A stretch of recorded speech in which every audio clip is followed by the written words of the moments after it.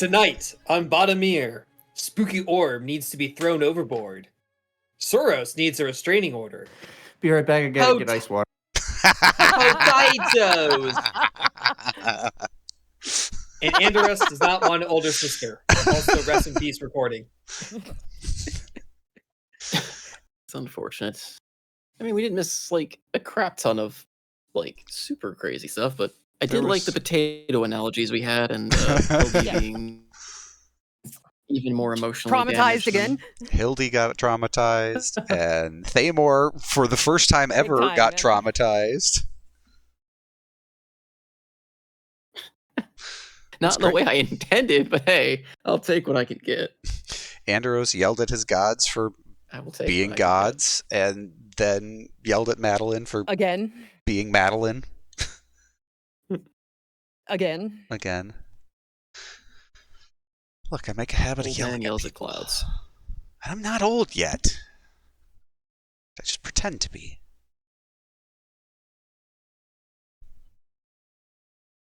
All right. Who wants to the do Soros encounter. Recap? Oh my god. Please, someone explain Soros to us and describe that scene. Okay. Go ahead. So we left Chultmir. Hildie went below deck and scried on Karjut. This time managing to get a bead or a view on the dwarf. But not long after she sees him, a weird shadow thing with a burning red eye pulls her sensor vision away from Karjut and then gives her a migraine before cutting off the connection. She goes and tells Andros. Andros says, well, thanks for telling me. Go sleep. She goes and sleeps, and the rest of us don't, because dragon curse. She goes and has a heart-to-heart with Grund, basically finding out that the orb contains all of the hubris and sins of the dragons and what was committed against the dragons, and therefore is eternally cursed unless the dragons decide to collectively forgive it, which she doesn't think will ever happen. Hildie unattunes and sees... Don't remember that part, but okay. Look, the recording's gone. We're making it up as we go. Hildie unattunes and is given... Nothing from last session is canon.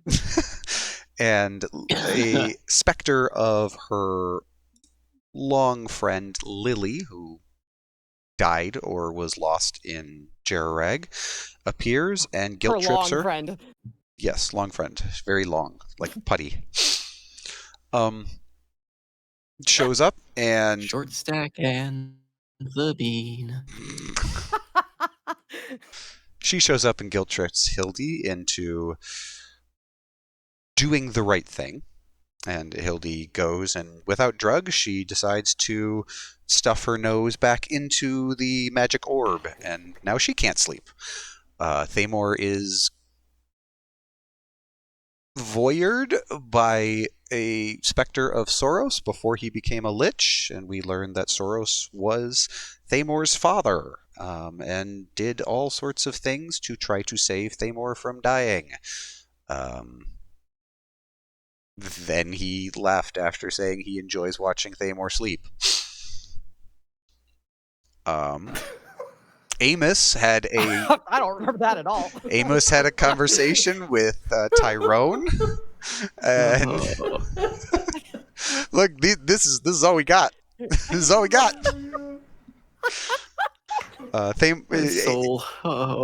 Amos had a conversation with Tyrone. Tyrone was like, so did the gods talk to you? And Amos went, no, but I have faith. And Tyrone responded with, they don't talk to me.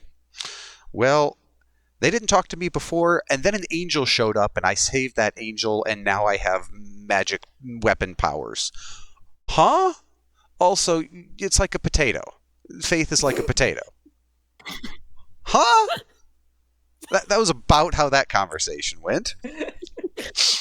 And then Amos told Tyrone to go talk with Seabreeze because Seabreeze has talked to a god. To which Tyrone went, "No, Can we not? she tried to murder me. Anybody else?" Let's see. What was the last? And then Andros had a conversation with Madeline, basically saying, "Hey, yo, about those third quarter reports. How are they coming?" And she went, "Ronnie's trapped in a pocket between the void and that's everything right. else. And the only way you can remove her from that stitch would be to possibly destroy one or both of the realms she's connected to. Unless you make a pact with me." To which Andros went, "You fucker." And she went, "No, gonna miss you when you're dead." And that's what happened. This is like an episode of just like anime abridged kind of mentality of just the inserts of what the characters. So, I mean, yes and no. Andros also did have a conversation with Umberly. I did have a to conversation which with Umberly. You did find out. Yep, that you found out that Umberly's not on your side directly, but nor is she opposing you in any form or fashion. And she actually tried arguing in Saloon's case for a bit of she tried to give you she's trying to fix things. Is the best she could really allude to. No, she's not. She's trying. She's saying she's trying, but she's not really. She's being a little bitch. Your beliefs, your character beliefs, can be whatever they want to be. I am just merely conveying what Umberly is. I know. It is not fact nor fiction of what is told. But anyway, and she mentioned that Saloon has agreed to not necessarily directly stop you, but she is going to, yes, unless you challenge her, she will accept the challenge. But unless you do, she will let you remain in the world. She's not going to try to rewrite and put you back in another reality. She thought maybe that would be the best, but seeing as you guys fought your way back out, she's elected to instead try other means. Operation Apocalypse is still a go. Again, we talked about after the session too, a bit of, yes, creepy yet not knowing, but with the revelation that Soros is in some way potentially Themor's father, and yes, as you guess, Themor was somehow sick, or at least alluded to by Soros, and seeing a child in good health is always something a father wants to see, is the mentality that was going with there. But yes, probably came off a lot creepier than I intended, but how else?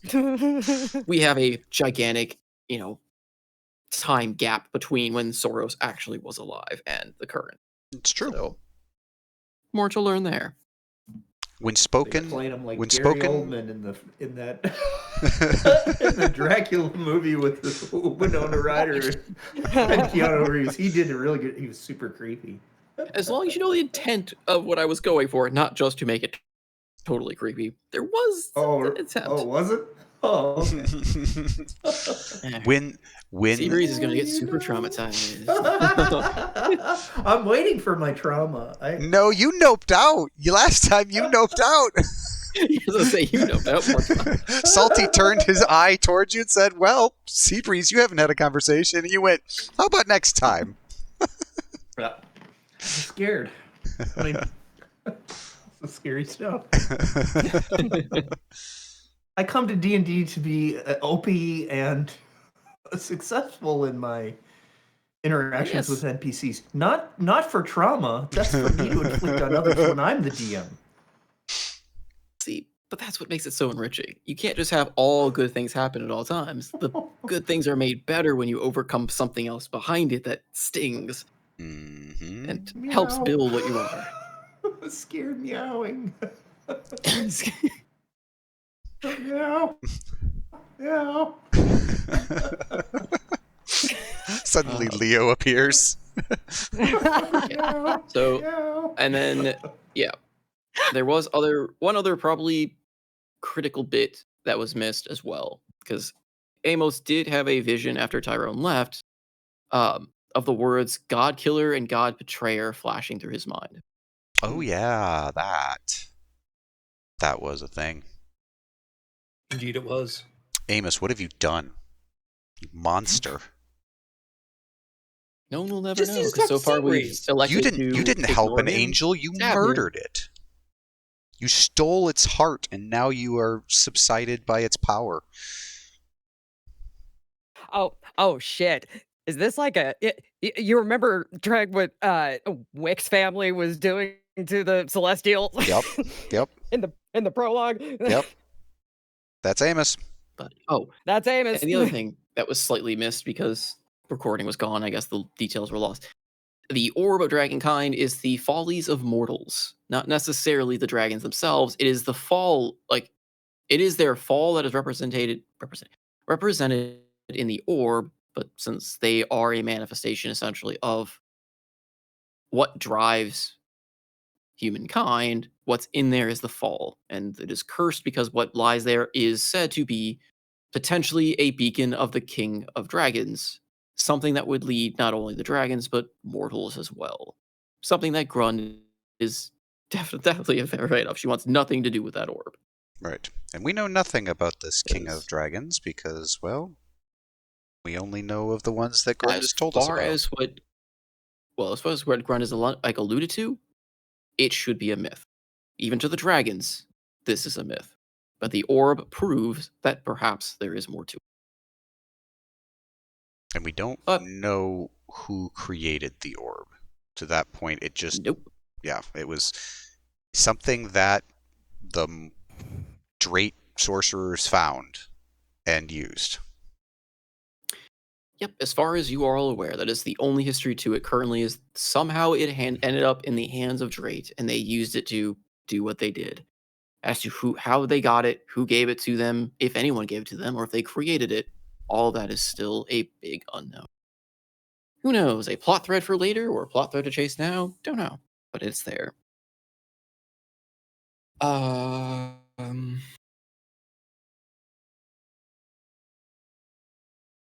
think that's about it, right? Did I miss anything else? And we've learned religion is like potatoes, apparently, from the eyes of Amos. So, direct all of your inquiries to the nearest potato farmer. Faith and religion are like potatoes. Don't ever forget it. All right. So I believe it's been about two or 3 days on the ship so far, roughly. Roughly, With the sleepless night the first, the second night being some of you were visited. Hildie got a restless sleep as well as being visited by Lilly. We'll say, let's go ahead and kind of go just to warm things up. We'll start with kind of the third day. Someone just joined? No. It was the bot. Okay. I didn't realize the bot had left. Okay. I just added the bot. It was me. I did okay. it. How dare you? And I know Hildie was working on deciphering the orb some more. You were also working on deciphering and got the check on Keeper's head. remnants, the cranium. Yep. Mm-hmm. Oh, and that's right. Themor visited Hildie and wanted to see the orb. Hildie was like, yeah, sure, and then couldn't give him the orb, and he had to wrench it from her, which caused her to forcibly unattune from it. Yep.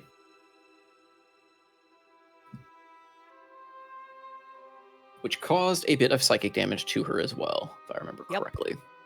Yep.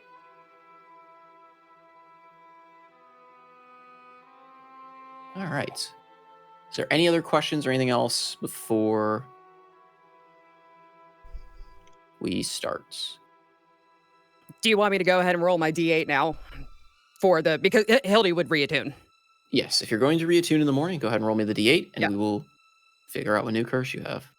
All right, here we go. What have we had so far? 1 and 3. I have a list. 1 and 3. You have 1 okay. and 3, which is you've gotten Despair and Madness. Okay, here we go. This one's a 4. All right, 4. You have gotten Wrath's Cruel Indifference. Oh no. Cycle never ends. It's always the bystanders who suffer. So pick an ally. So of the current players here, pick someone else. Oh, geez. Who do I want to potentially screw over?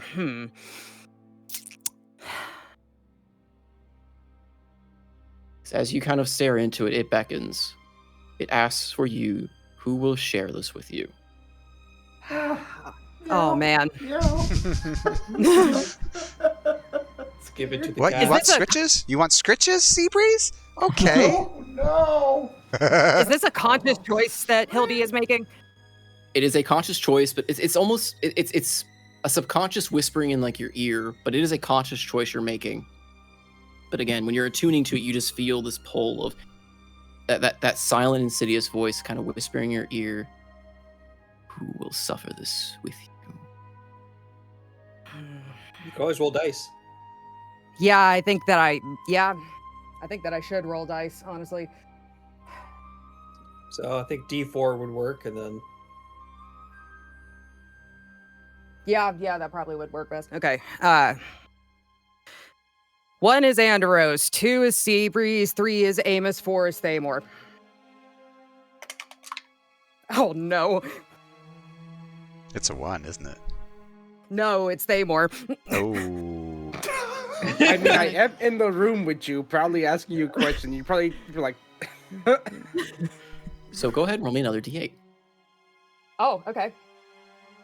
also, we need to Oh, be like oh on the no. unwrapped. Okay. I just realized what's happening. Here we go. Oh no. Okay, that's a 3. So, Themor's got the Curse of Madness now. You both Right? suffer the Curse of Madness. Oh, wonderful. Okay. So while you are attuned, you both suffer the Curse of Madness. Again, glimpsing at figures beyond your comprehension. Figures at glowing boxes, rolling dice and calling your name. A reality beyond yours. It's only a glimpse. Don't understand it. It drives you mad. So both you and Themor can no longer benefit from short rests or long rests. Great. Oh, we're So gonna be is tired. So is the first one that I rolled just that just forces another Yes. like It basically of us forces had the it now. reroll. Okay. If you roll the same number Okay. again after that, it just rerolls again, and you both suffer the same curse effect. Gotcha. So,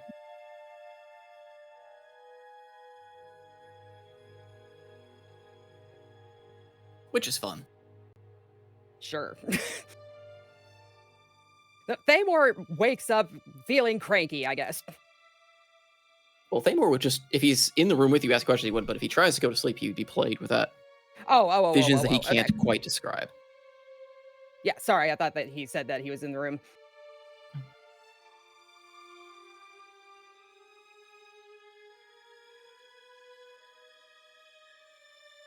Wrath's Indifference. Okay. It does peace and wrath. It doesn't know any bounds.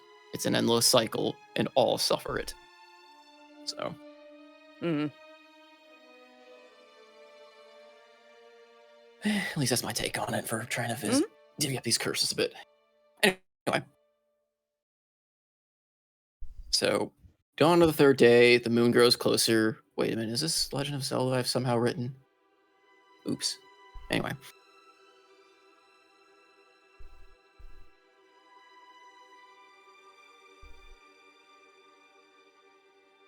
What are you guys doing? Is there anything specific you want to do on this during the day? I mean, I'm not going to go day by day unless we need to, but if there is something you guys want to do each day, we can play that out. Though there will be still a few more nightly visits with Saloon's interference.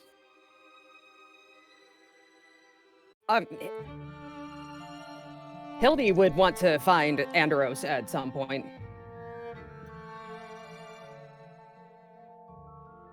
Would he be around, or like what would he be doing? Yeah, Anderos would, again, with his magic reserves recovered, he'd be back at the front of the ship and keeping them moving at a full clip forward, northward. So often you can find him there at the forecastle, controlling the winds, and, keeping the ship moving straight.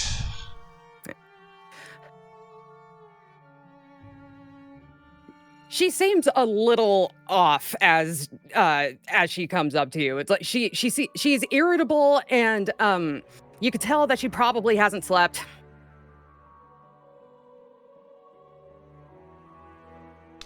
Short stack, I'm not gonna morning. Yeah, morning yourself. It's not going to distract you if I talk, is it? Or you need to concentrate on that? What you're doing?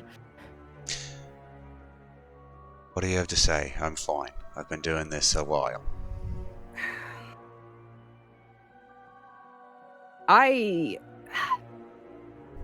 There's no way for me to say this that's not going to make me sound nuts, so fuck it. Lilly came and talked to me last night. Really? Like in person, a real live living version of her? Or was it some sort of apparition? Well, let me put it this way. After she fucked with me for a little while, she vanished into thin air and she left a crescent moon behind. Really? Yeah.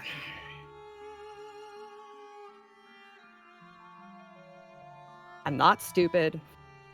I know that it was her fucking with me, but... Seems to be the modus operandi, I guess. She's not touching me anymore, it seems, but she has no qualms about bothering the rest of you. What do you mean Lilly fucked with you?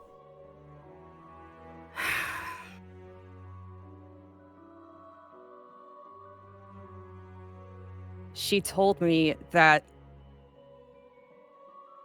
we could have a second chance in another timeline.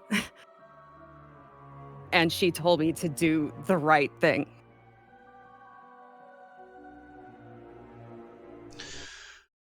Well, that's fucking insidious.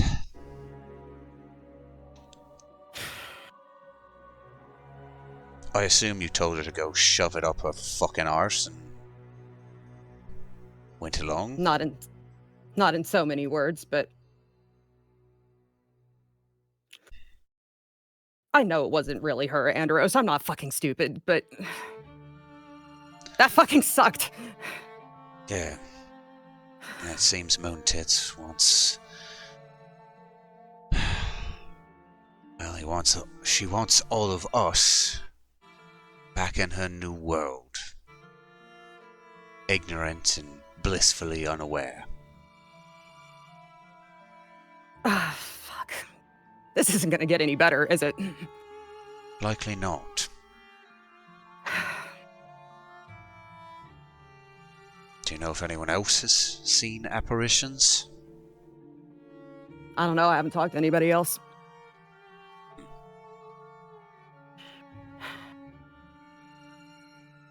You haven't gotten any visitors, have you? No, I yelled at our puddles for a while. Seems... Oh, she have anything interesting to say?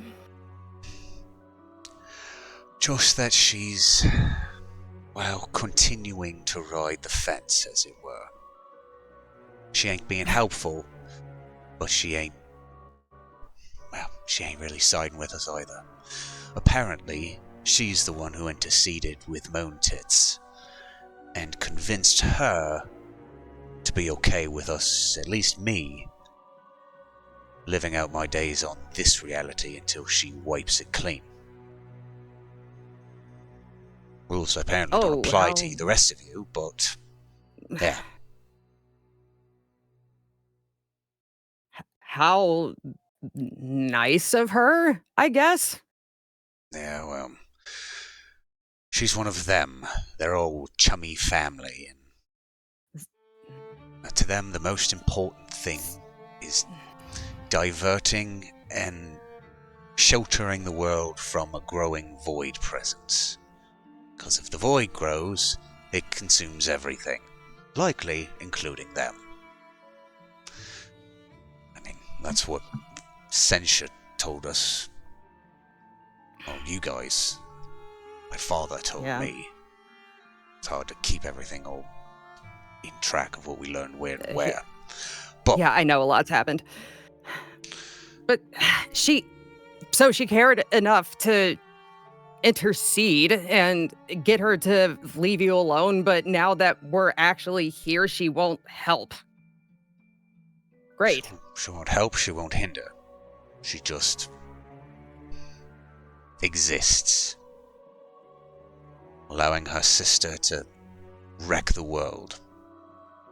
How she told me she was disappointed I wasn't able to give Chultmir another chance. I could have been happy, she said.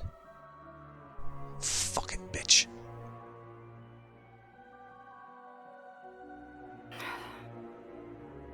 What the fuck are we supposed to do?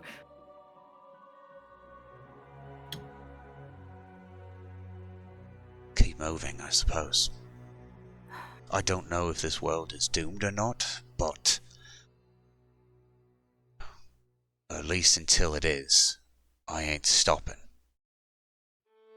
Jerirag obviously needs to be dealt with, and well, who knows what else we'll find there. I have a feeling it's not going to be anything good.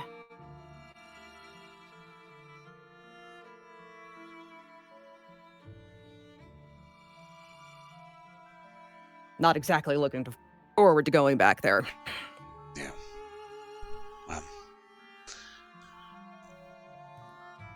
Hopefully they'll be at least happy for our assistance. And if not, well, fuck them. We can let the whole place burn. It would certainly solve a lot of problems if they just blew themselves up. They won't blow themselves up. They'll just side with Moan Tits and Paylorian shits up there in White Order.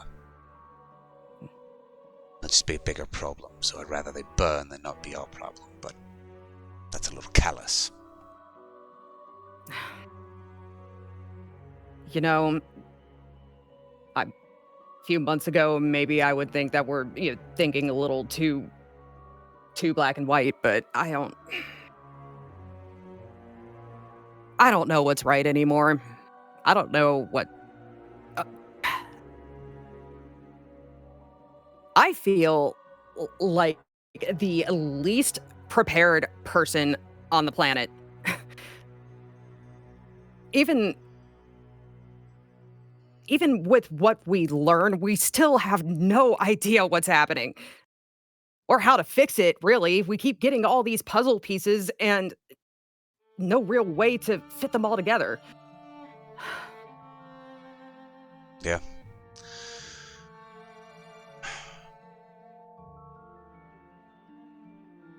I'm not trying to be a downer. I just... Look, we are riding the wave of a tsunami before the world destroys itself. So we are existing in a downer state, and we're trying to deflect it. Yeah, okay, that's fair. You kept some of that robot's parts, yeah?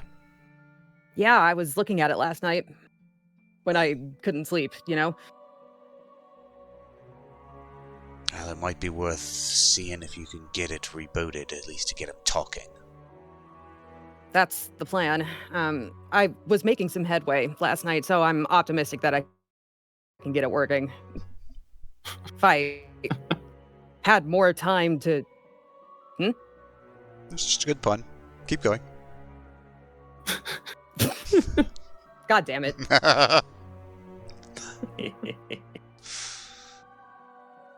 Well, you just keep trying to get that thing activated. If you do, get what information you can from it. It can't blow up the gods as a head, I don't think. And it can't kill us as a head, so... Maybe Well, it'll feel still, more if talkative. it's got to have a kill switch or something, I'll be ready to. I don't know if it starts putting out a signal or something. I'll try to deactivate it fast enough, but I'll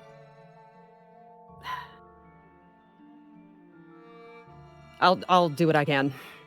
Yeah, and I don't really know what we're looking for, but don't feel, don't hesitate to pull, Ren or your father in as well. 3 heads are better than 1. yeah, you're right.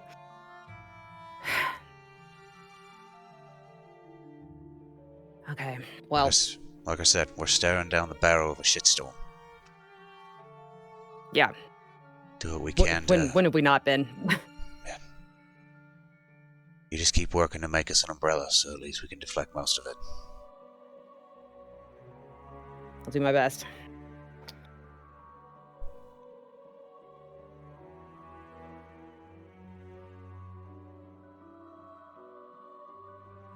Better get to it then. She'll just,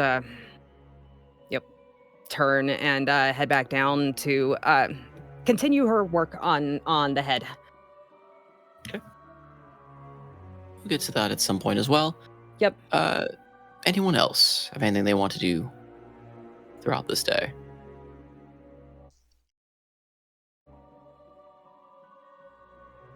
Amos would probably want to meditate on the idea of, God Killer. It's pretty extreme.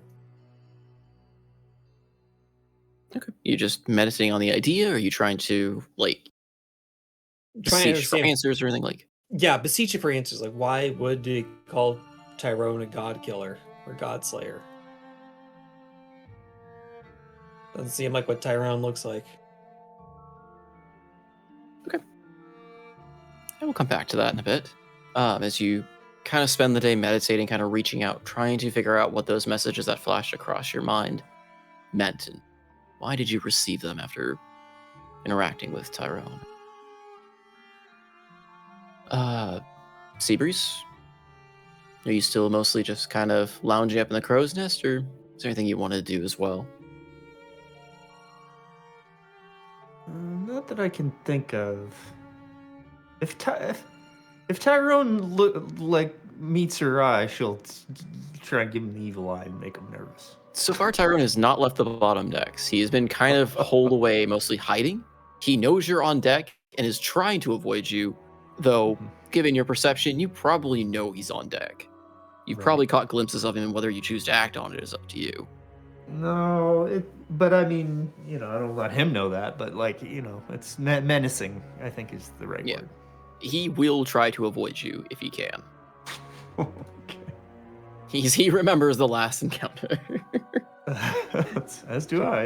It was not my finest moment, but yeah.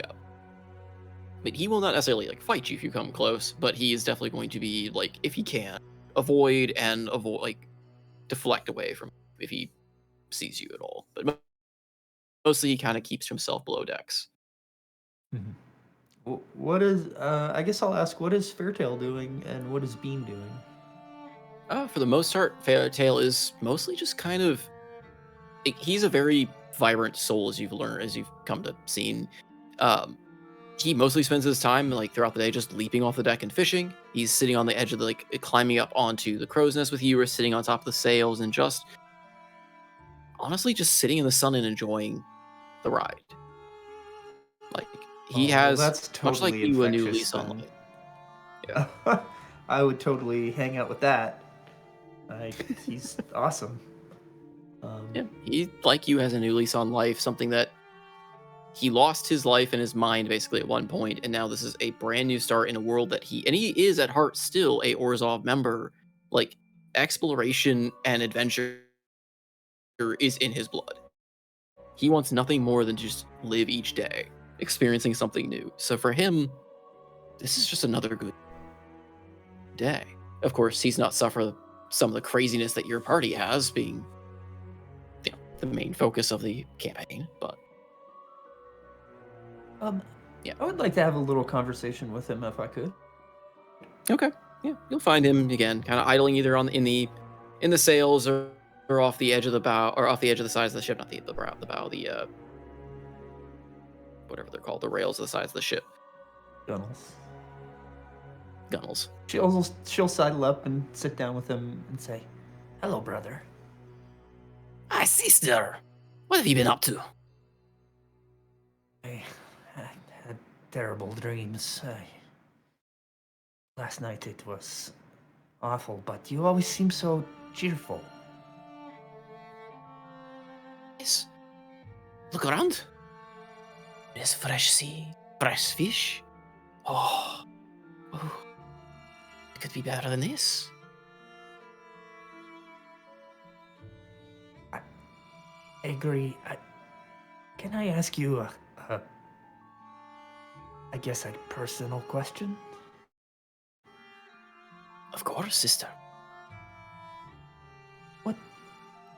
What do you remember of your life before the last week? He puts on kind of a deep thinking pose. He's scratching at his chin. It's a little fuzzy, if I'm honest. I remember my days at the Orders of Guild. I was often chastised. Well, not chastised, but very different, exuberant, as you say, right? I was always the one volunteering for field missions. Not the most popular all the time. But I always wanted to go. I do remember. And when they announced the expedition down south, oh, land of mysteries. So many refused for the fear of never coming back, but I thought, surely that couldn't be me. No, Fairy Tale has so many adventures ahead. And that's where things get a little fuzzy.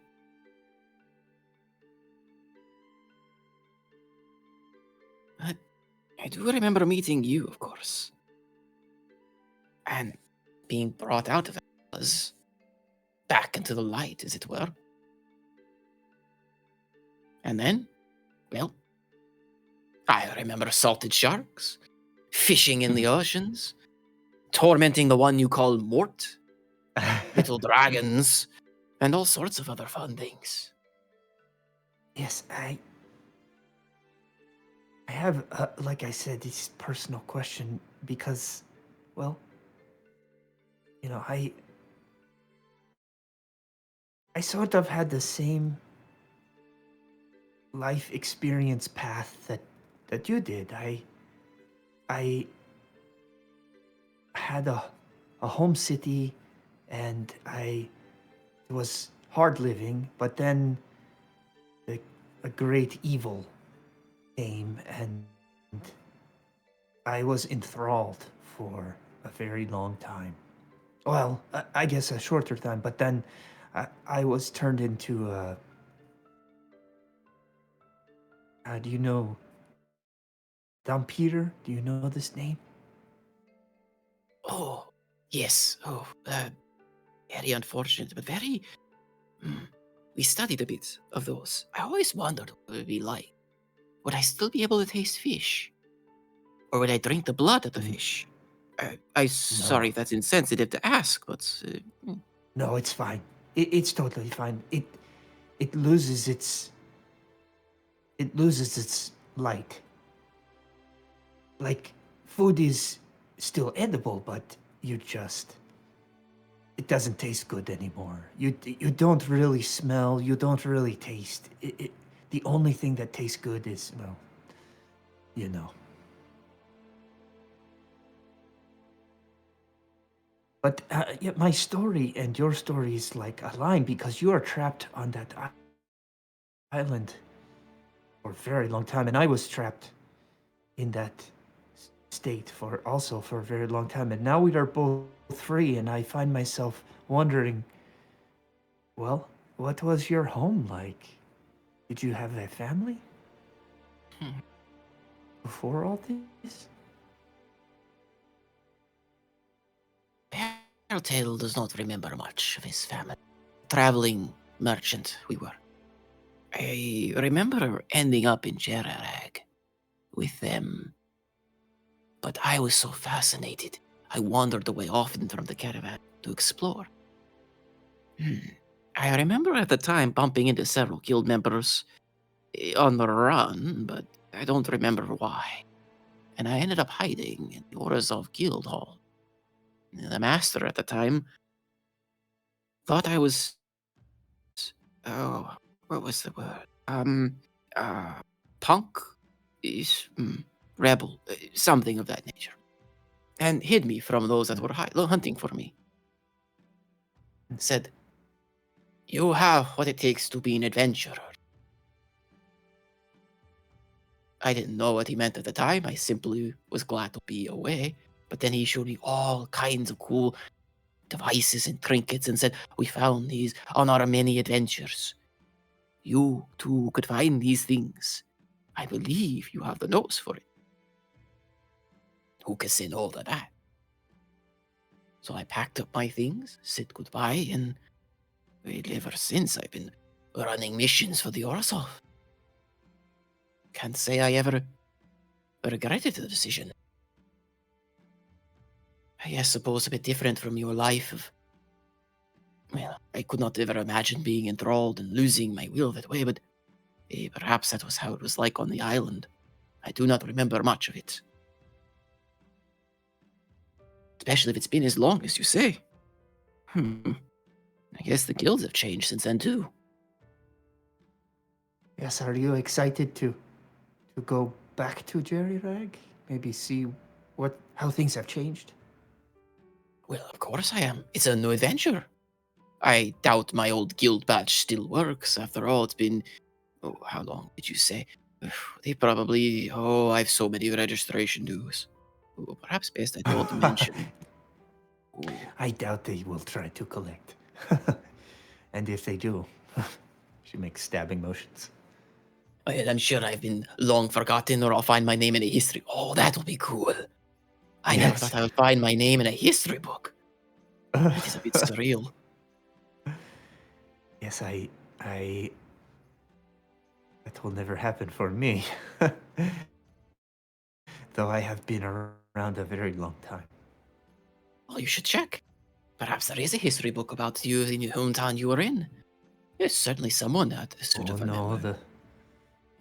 No. The group that I worked for, called the Faceless for a reason. When this great evil was locked away and I had my free will again 100 years ago, I was still at the Empire, and they found me and used me, honestly. I became very good at, healing. And, but also staring into shadows and trying to hide from myself. He looks at you a bit sternly at first, but you see his eyes are full of compassion. Before his eyes light up, and he kind of gives you like one finger up motion of like, what? And he scurries quickly beneath deck. To which you hear a lot of shouts and clamors. You hear him zooming at high speed beneath deck. And he races back up, parchment, like a stack of parchment in hand and a quill, kind of sets it down on the railing. He starts writing furiously.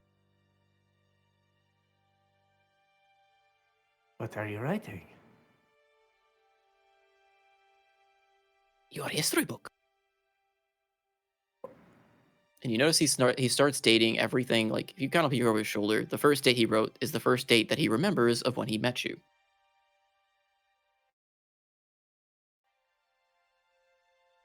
I do not know much about your past, but if I start recording it right here, right now, maybe you too will be in a history book in some future. It's only fair, right? If I'm in a history book somewhere in Orzhov, maybe you should be in a history book too.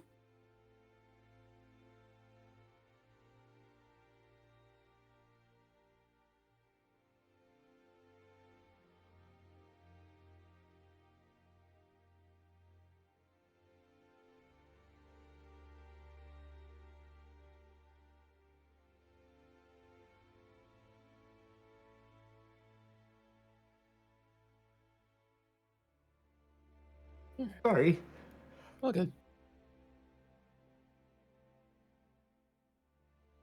Can we come back? Sure. So yeah, you will keep scrolling. All right. So while that's occurring, Themor, do you have anything you want to do this day? I mean, if it's a new day, then if I still have the orb, probably stick inside of a box. I Well, just start Hildie took box the from orb ship. back, I believe, to attune What? to it Why? after the night. I believe you would give it back to her at the end of the night and not walk off with it, and she Probably. managed to attune to it. Unless you forcibly rip it away from her again and cause the same effect. Probably not. No. Which case, no, not particularly. Probably just help her on the ship. But you are afflicted, like I said, by the visions of... Were you here when that happened? Yeah. Okay, so you are afflicted by the visions you saw of madness. And Grund will... I should not even Grund, it would be Vashin that would kind of be whispering in your ear and giggling. You've seen her too. Finally, someone else you can see. Do you not understand now? What I've suffered for so long with.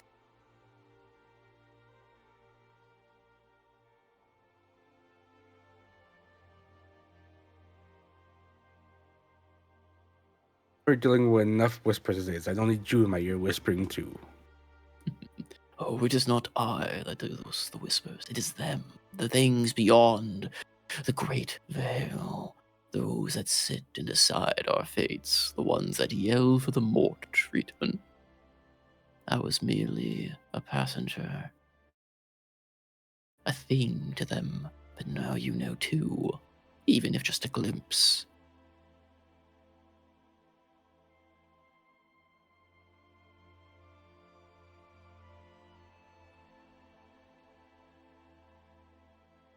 I motioned.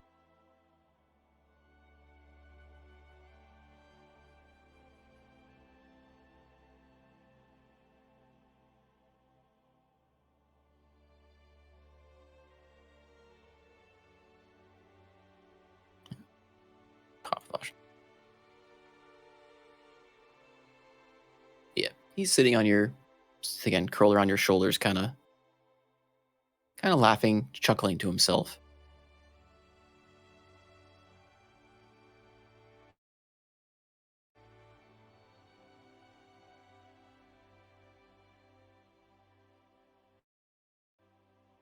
So what do you plan to do then? I just thought About sea this- breeze and thumbs actually where I am. I go to the other side of the ship. Just stand on each other's What do you heads. plan to do? What do you plan to do then about this orb? You seem just as fascinated as the little one. It's tantalizing, isn't it? The power it has. How wretched and maddening it is. 1 second.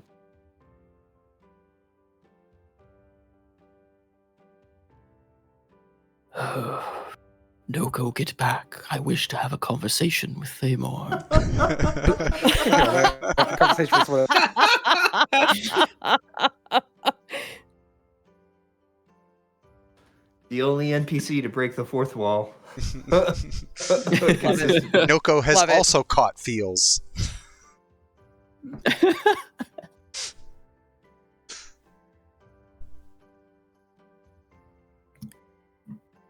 Okay, there we go. About time. Oh, quiet you. Give you the more treatment. You wouldn't dare.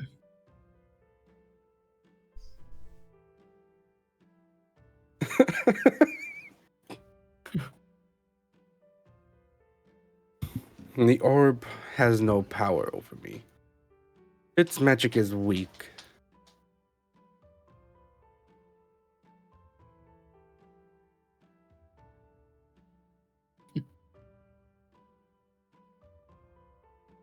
So you say, but you rely on the power of the shadows and gifted power of those beyond you.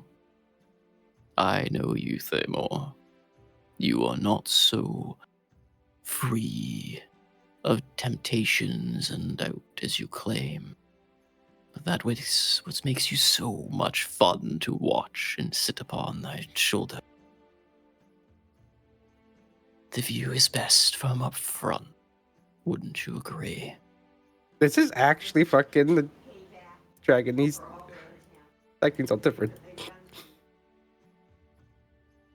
He is. You are afflicted with his curse, though, so he's acting a little bit odd. There is a weird... That's why I said it's somewhat thematic. You got hit with madness with this one, so... So you are now kind of in a weird state with the Vashin because, yeah, you're suffering a, like, effect from him.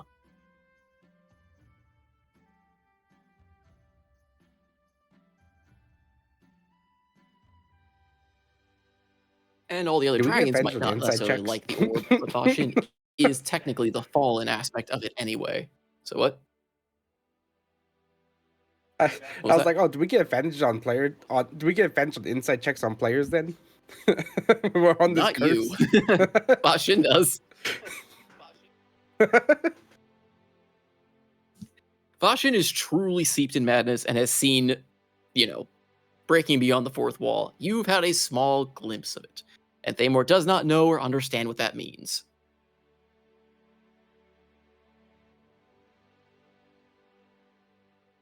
Yeah, not yet, anyways. Yeah, other than that, other than that note, they would probably hop on the ship, maybe go fishing for a bit. Try to ignore the voices in his head saying, do something useful. Stop fishing. If Hildie thought that there was, she was close to actually being able to activate this thing, she would want Themor to be there with her in case she would need Themor to get him talking. Okay. We can hop to that moment, because I will say, you tinkered all last night, you see the check, and you managed to finally get it to boot up. It seems though it needs to draw power from your multi-tool to do so. But you do notice that a spark of light seems to flicker before you quickly, probably disconnect it before you proceed. But you do manage to potentially turn him back on. Okay, before I If you turn wish to him grab back Themor on. for that or anyone else, you can. Well, yeah. Before I activate him, question: is there any would I be able to now that I've actually examined this thing and I know how it works? Is there a kill switch or some way that I can deactivate it quickly if I feel the need? Well, like I said, it needs power. So the kill switch would be basically disconnecting the multi-tool disconnecting? from it. And Okay, it seems cool. to shut it Nice down. and simple. Its I like original power core, what resided in its chest, is long gone. Okay. So it currently needs something to supply it energy. And the only thing you found through your tinkering is that your multi-core is about the closest substitute to it. Okay. Your multi-tool. So that would be as close to the kill switch as you can figure out. The other kill switch probably is just smashing it, which is always, I suppose, an option, or throwing it into the ocean. Right. Okay. Yeah, well, so she would want Themor there just in case, and she would also want to pull Ren in, and I think that she would ask Andros if he wanted to be there. Yeah, he doesn't. Him controlling the winds is somewhat superficial. The spell will continue to move. He just is being there as a, as a helping extra hand. But yeah, he can step away and let the winds continue to take the ship, or just let it sail under its own power. There are still other winds happening. So. Okay. I will say you gather everyone, though I will say as a odd side note, since no one's interacted with him yet, Hildie, when you do go to get Ren, you step in the door and you see, well, where you believe him to be with your father, you see two completely different looking people than you have met, sitting talking jovially with each other on the beds there, though they sound like Ren and your father. You stocked up on those disguise scrolls, huh? Probably a good call. They take off the hats. They've been trying Yep. to rework Artificer's Hat of Disguise because, yeah, they haven't, well, one of them hasn't been to Jerirag in a long time, and the other's technically an ex-guild leader. Right. So they're just preparing. Yep. But just as a side note of what they've been working on and why they've been secluded is Okay. they're trying to work on Hats of Disguises for themselves. Okay. Good. That's a decent call. Yep. So she would just like, hey, okay, that's a little weird, but okay, cool. Which one of you is Ren? That's me. I'm working on the accent a bit, but hold on. Takes off that. Sorry about that. Right. Okay. Don't know what the situation's like, and not sure if my face is going to be the most welcome. Are you married to that accent? I told you it was a bad idea. And you see who you presume to be your father rolling and chuckling on the floor. I'm just saying, you want to change it to something seamless. If you have to try, then it's going to be obvious. Been very Come on, man. good with making up. I'm not an explorer, I'm not an actor. It's your father's idea. He kind of like gives Orin a bit of an elbow, who's still just kind of cackling to himself. He thought it was a good idea for me to do something out of the ordinary. They could never recognize me. Shows what an isn't scientist could tell me. Anyway, how can I be of assistance? You know, Father, I don't think that we should let any of this anti-isn't shit stand.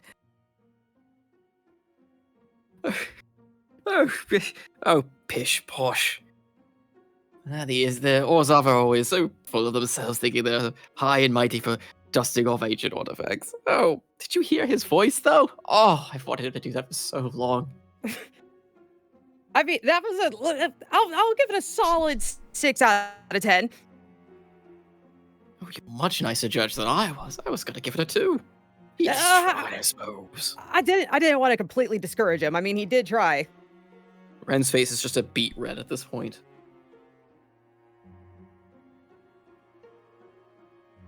Hey, look, man, this is what you signed up for. Yes, I know. I will. Mark my words. I will get you back. You know I will. You mock my ancient artifacts, but you know I've got a few that will surely give me the upper hand. And besides, your daughter came for me and not for you. How does that feel? You see Ren just put on a coy, if forced, smile.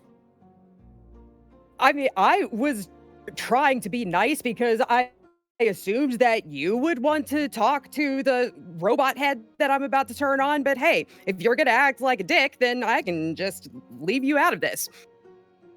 Both of their ears perk up as you say this, and they're like, this is all petty compared to that. Let's go.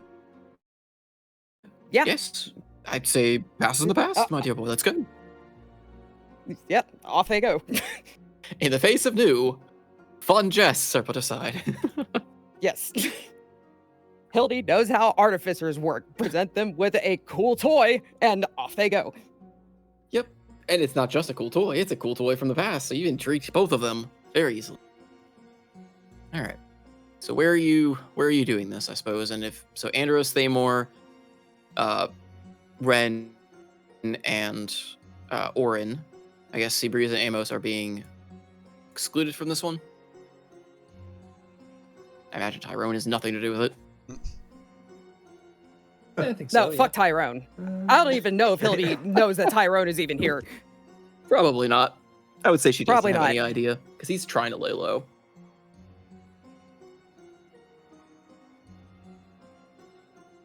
She would do it on like, would it be crowded to just do it, like, down, like, where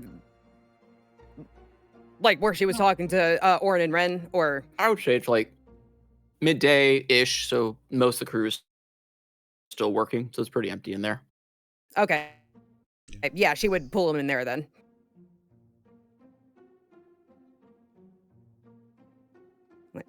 Yeah.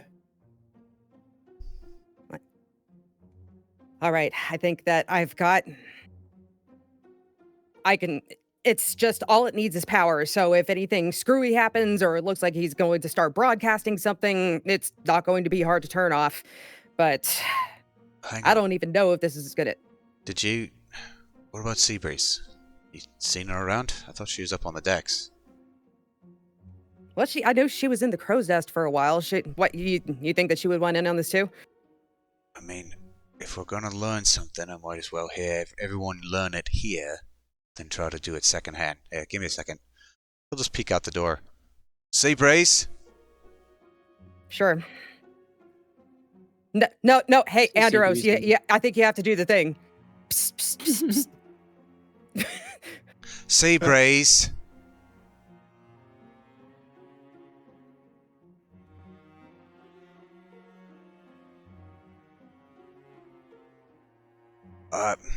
Hildie here is, well, she's gonna try to talk to the I'm gonna turn on a robot head. You want to come watch?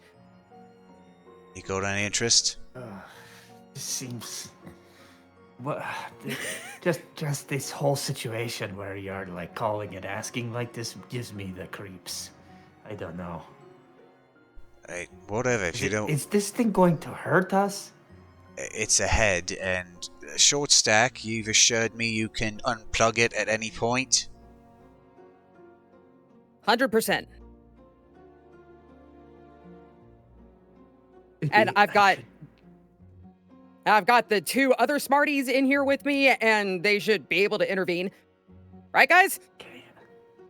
Of course. I suppose if anything goes wrong, we could just ask your tall friend here with the halberd to smash it. He's good at that, isn't he? Yeah, hey, yeah, Themor, you're good to start smashing if need be, right?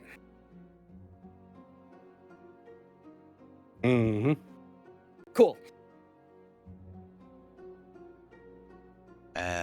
Yes, well... Right. Let's get it on with, then. Okay. And once everyone is gathered, Hildie will power on the head. As you connect it to the multi-tool, kind of giving it back an energy source, the light on it dims a little bit. Keeper's eye flickers on and off a little bit before finally coming to a solid light and a bit of a hum. It starts to kind of swivel around a little bit. Unit. Keeper. Activated again.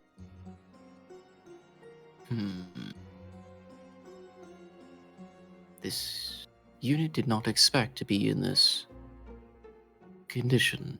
Torso gone. Limbs gone. Location unknown.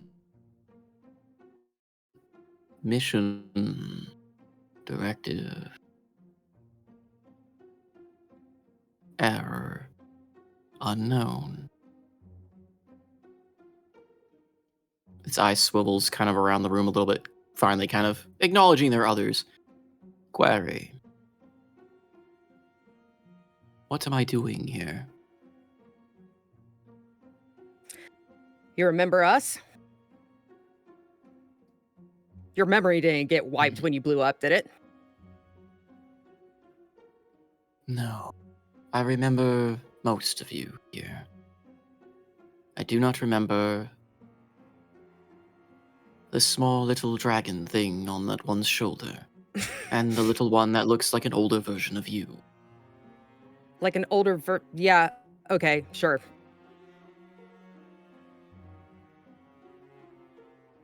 So, if I ask you questions, will you answer them? Or do you need Themor to authorize it or something? this unit sees no reason why it can no longer answer. Directives that were once plaguing its own circuits have been removed. It is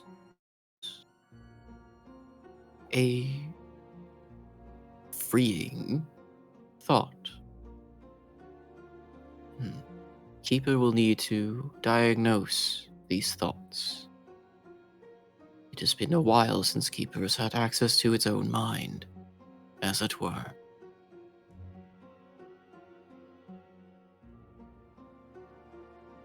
So, your old directive. So you don't feel any. Your blocks are gone. So you were just withholding information. Is there a way that Hildie can like this is technology that is new to her, and she wants to be sure that like, I don't know if there's a way to insight check the robot, but like you can try to insight check the robot. It's very difficult considering it has no facial features or emotions and is speaking very much monotone. But yeah, you can try.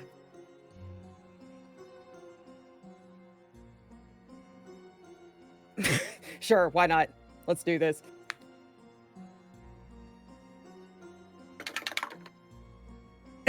Oh, yeah, that's going to work. That's a 16. Yeah, you don't really have any gauge on if he's telling anything in earnest or if he's just stating facts. Okay. Well, all right. Let's start with something small. What exactly happened when you blew up? What were you doing? Master's orders were that if the lab were ever to fall in peril, we would defend. Last-ditch effort, this unit would self-destruct and rend the lab from reality. Was this unit successful? Well, not exactly. Where did activating a robot uprising in Jerirag factor into the explosion?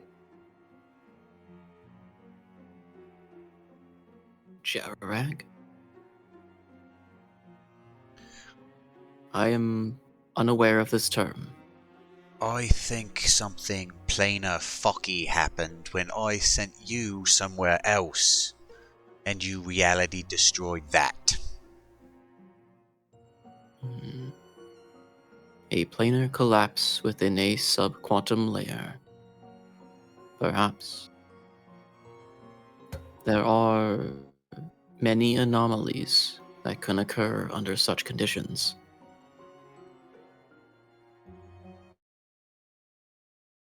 What you have is the core of my processes. A sub-process was kept along in my central core, the part that detonated, maintained, and subservient to Soros.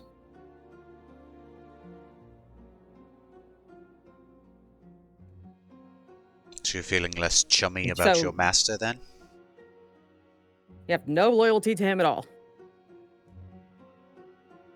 I am merely an automated keeper system, meant to protect and maintain the lab that was built, and the subservient to the mechanical dragon within. All else was overridden by whatever was on the core.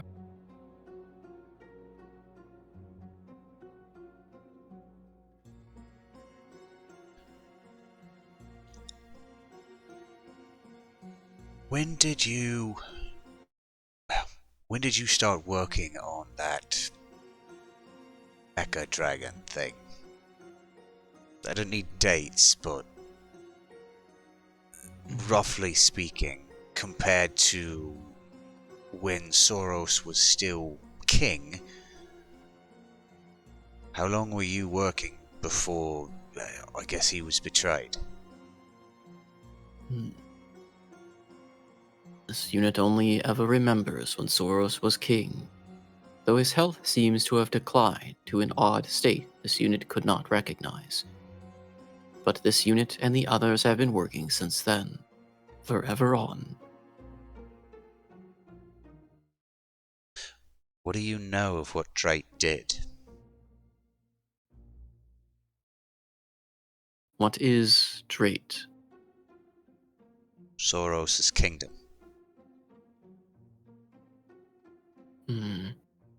He never mentioned another kingdom. He was simply the master of the lab.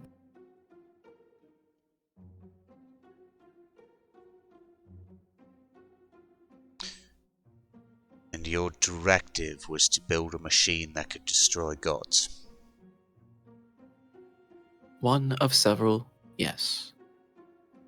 Directives included completion and creation of the god killer dragon, serve the dragon, and attend to its needs as its keeper.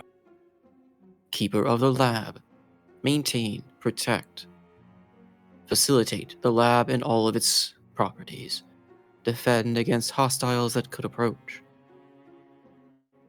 Next directive, look for the one called Themor, and others like. The children of the children of Soros come returned. The subjects to complete the dragon.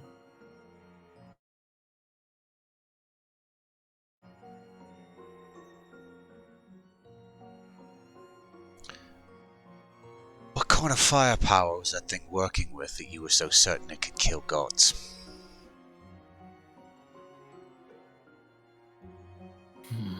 Complete anatomical breakdown would take a while, much of which is lost to the archives this unit has stored data on back in the labs in order to free personal working space.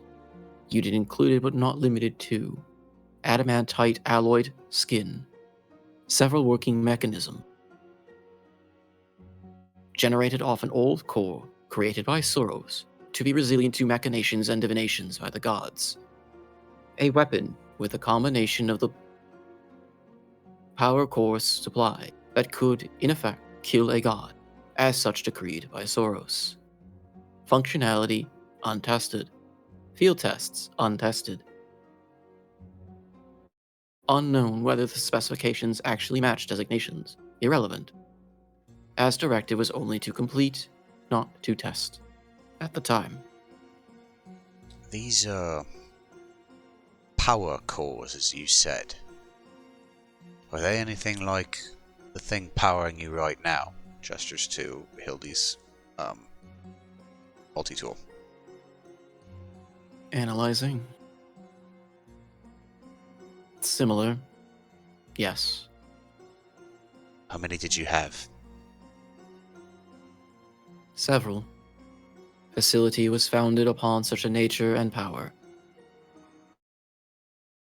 Though the dragon in question was powered by other means, it seems. But several of the core functional parts of the facility were powered by these,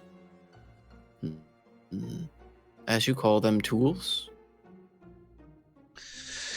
Were they provided upon the, origination of the lab? Or did they come later? Later, over time, to facilitate and advance the lab. Prior sources were inadequate, ran out, living specimens and other such experiments. None lasted or provided the ample power, barely provided function for Keeper. Well, that tracks.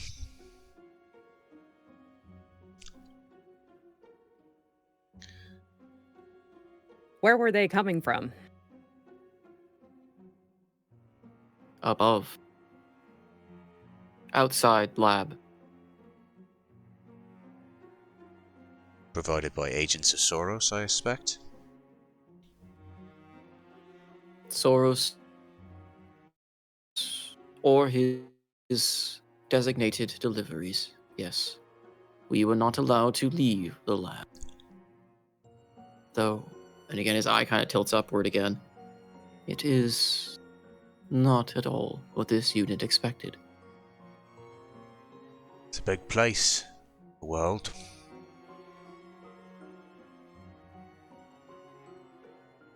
Keeper has ever only known the lab and what Soros has told him of what exists outside of it.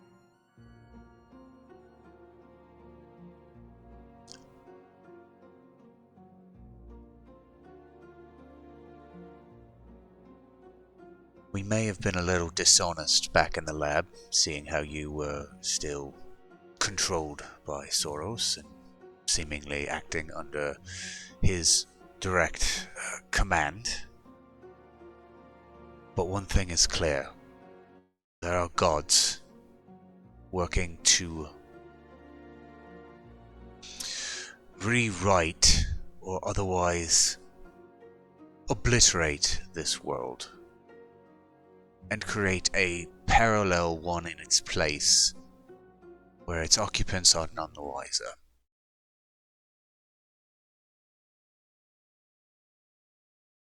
We, this group and, well, the allies we've learned about, are trying to stop that.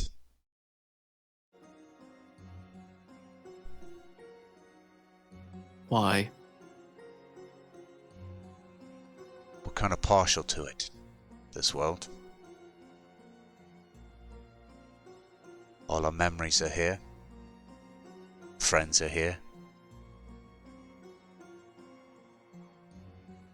And I just don't like the fucking idea that they can rewrite everything at a whim and leave us ignorant. All to hide their little dirty secrets.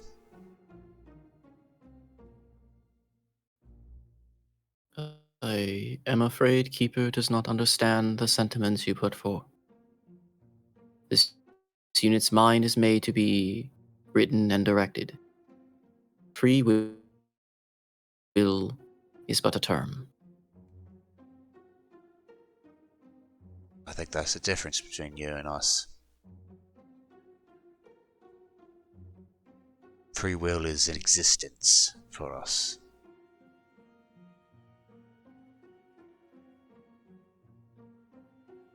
Noted.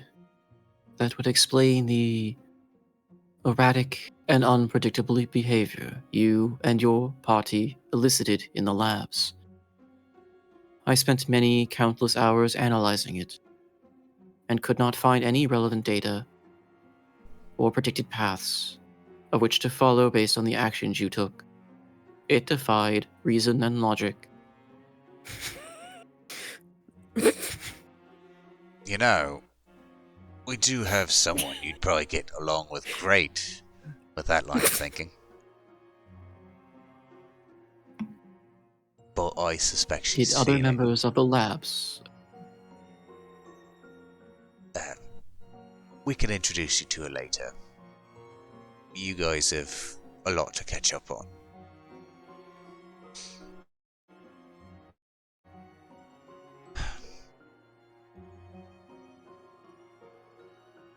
Keeper would cock his head quizzically if he had a torso and neck with which to do so. Yeah. Well, This was a joke. I hope you understand.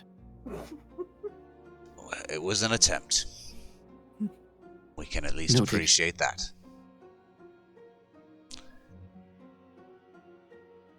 So, that... You called it, what, a sub-process? The thing that was keeping you subservient to Soros and his wills. That is now gone.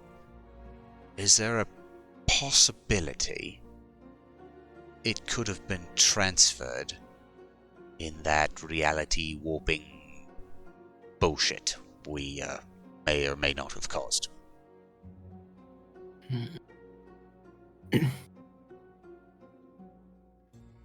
Analyzing. His eye grows dim for a bit as you kind of feel and hear his head hum a little bit as it seems he is doing a bit of rapid calculation. How much smoke is coming out of the ears? A little bit.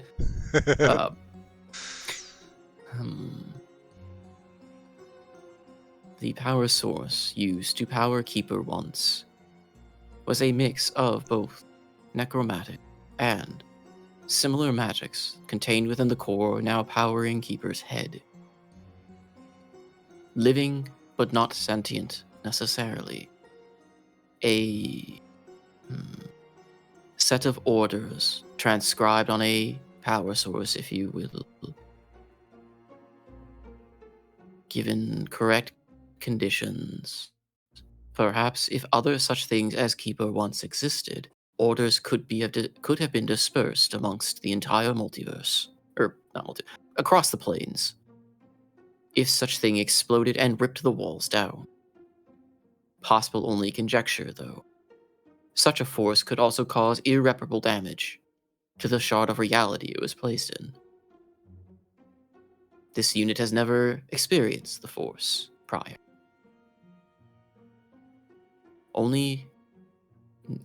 Keeper only knows what Soros had instructed and what he told the core to do. Well, I think your conjecture may have been reality. Place we're headed, Jerirag, it's a kingdom of, tinkerers and labs. Not too dissimilar to, I assume, what we saw back in the jungle. What we've been told, according to our companions here, all of their automatons, which previously did not have any sort of sentience, have now gained it, claiming, or at least banding together under the banner of destroying all the gods. Sounds a little familiar, yeah?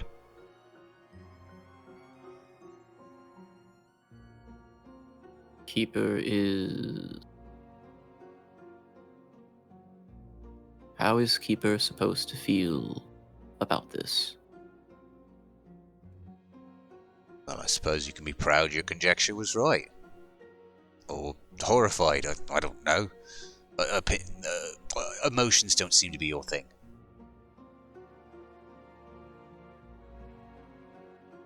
Soros did not program many emotions into Keeper. Deemed it unnecessary qualities for that would be subservient to a dragon. But you did mention other labs, like the one Keeper was in charge of. Does this mean you could repair Keeper? Turns to Hildie and then kind of glances over at Ren. And I mean, your body kind of... you exploded. You realize this. You're literally just ahead now. It looks at you. Again, the optic kind of says, "This is my incredulous look. I am but merely a machine. Parts can be rebuilt. I have lost my body many times prior. Arms can be rebuilt."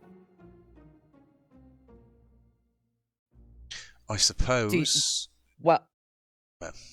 Do you want to be reassembled? Keeper failed his mission once. Keeper does not wish to fail his mission while he still has the ability to complete it. This unit, while sub-process still not active, wishes still to maintain his lab and those he resided over, and complete the dragon. And then what? Keeper does not understand. That is it.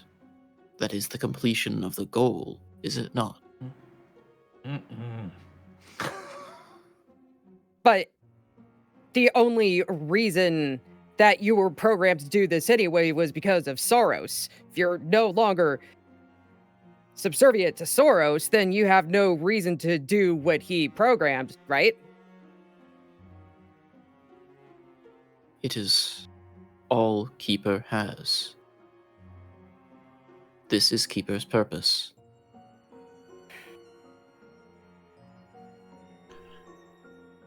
Well, how about this then? You prove to us that you are a helpful and informative companion, and in turn, we figure out a way to give you, well, a little bit more mobility. Maybe give you a different purpose of helping us. Because let's be honest, Soros was a bony prick, and I don't really think he needs your companionship any longer. Or your, I guess, subservience. Besides... Is this a new directive for Keeper? Would you accept a new directive? Keeper does not know.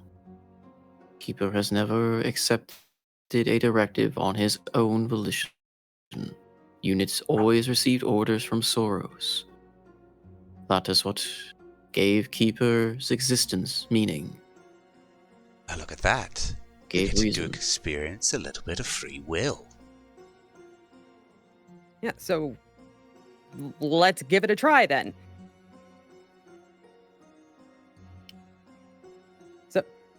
So let's put a hard yes on that inquiry. Yes, that is a new directive, Keeper. Keeper will add this directive to his processes. We'll weigh the outcomes with the others to see which prevails in being a more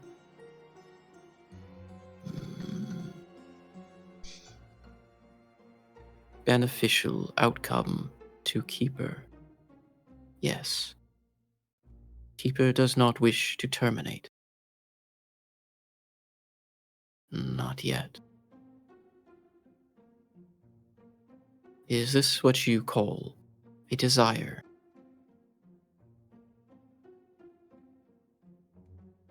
Well, it's at least the seeds of one, yeah. This unit will try to rectify this immediately. It apologizes for the inconvenience of having a desire. Yeah, join the club. Don't apologize, because having a desire is part of being alive.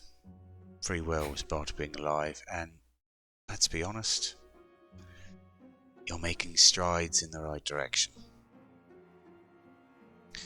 Having a desire... Keeper does not have legs. It cannot make strides. This was a joke. I hope you understand. We need to work on your delivery, dude.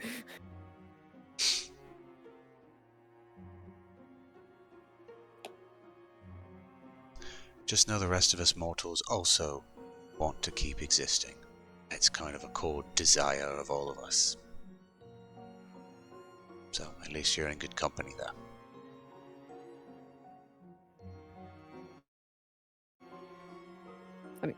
I think that self-preservation is a pretty good equal footing to be on.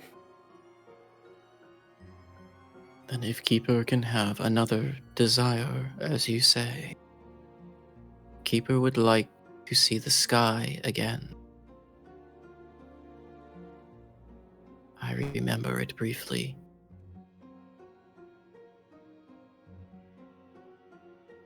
Yeah, Hildie, well, she doesn't have any reason to suspect at this point that, this thing is dangerous or anything, so she's going to pick up, Keeper and the multi-tool and, carry it up to the deck. Okay. So you carried out, his eye sensor turning upward at the, quickly passing sky and the blue, the clouds above.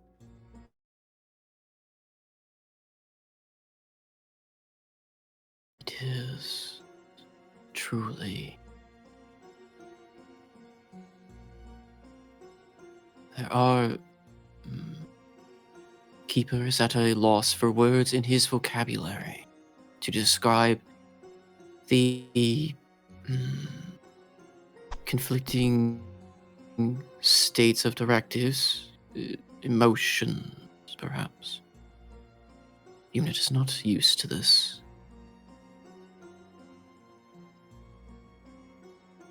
That there, Sky? It's a whole host of endless possibilities.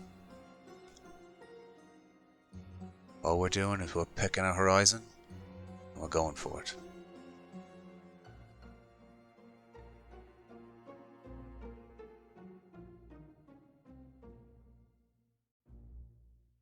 You hear Keeper very softly from his grill, like the speaker grill.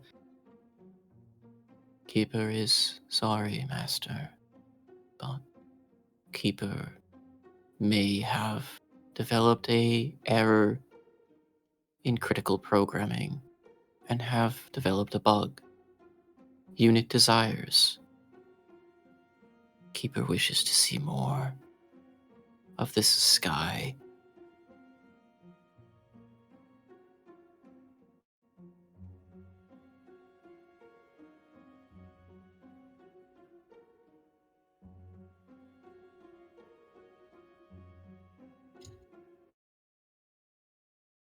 I think Andros hears that. Does that mean that you've accepted the new directive then?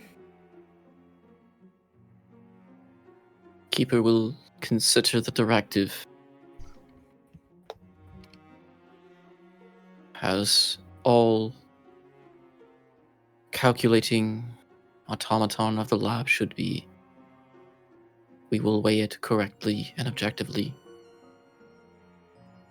But for now, Keeper will weigh it and not take direct actions for the actions you and your party have caused upon the lab. As Well- you would say, we will let the past be past. Well, that is much appreciated. Thank you. And for the record, lab's still there. We didn't do nothing to it. We just took you out. Well, Well, Keeper is worried then that his workers might be in a bit of panic. The sooner Keeper can regain ability to function and oversee the lab once again, the sooner the better, perhaps. It is unknown what they will do in Keeper's absence. But we gotta go back anyway. Themor has reason to believe you, or whatever that soul etching machine was, can bring back his people, so... You stick with us, we'll get you back there. Affirmative.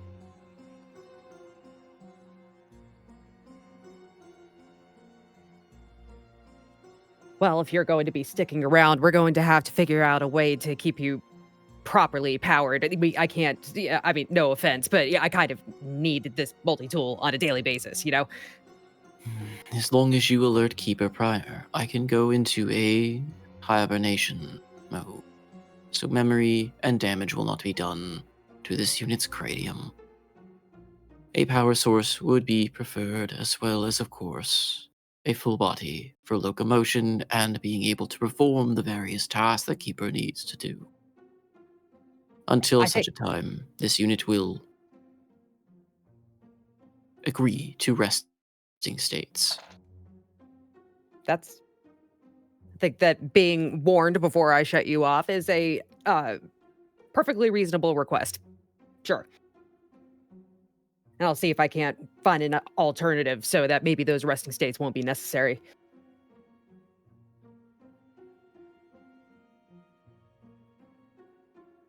And Just between the three, like me, Ren, and my dad, how have they been reacting to this, by the way?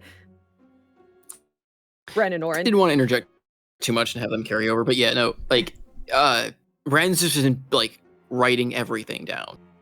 He's kind of wide-eyed, but mostly just writing things down. His interjection would be just like,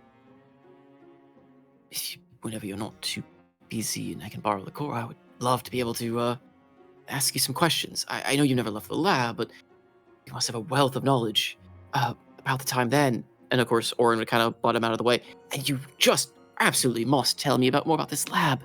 Oh, the things you've built in there, how you work. Like, how did you even? And he like taps on the head. How do you even get that to function? It would just die if they ever could see you. Hey, Dad, maybe not with the poking, at least not while he's awake. And then she, like, pokes him in the head. Like, how do you like it, huh?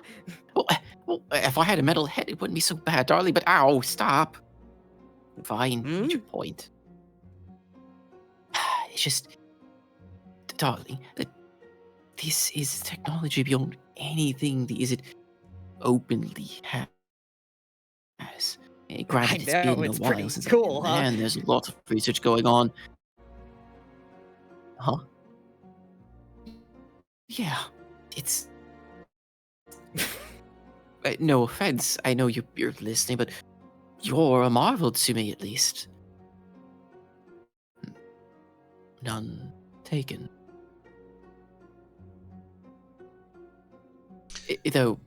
Yeah, often, it might have just been... be sure that when we're there, I would keep him hidden as best you can.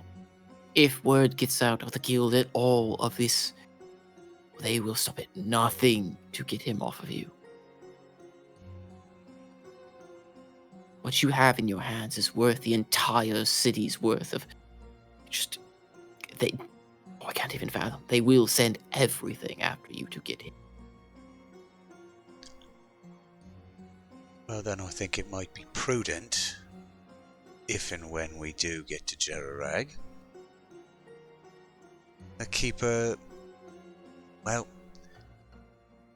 you put on a little acting class. Pretend you're not sentient and can't think for yourself. Make yourself seem unimportant. Are you giving Keeper the directive to enable deceit and lies? This is a function explicitly disabled by Soros himself. Depends. Well, I mean, can we add exceptions parameters to to it? that?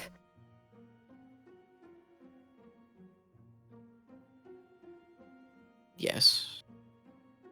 Such things are always allowed. This unit would need its extensive parameters listed.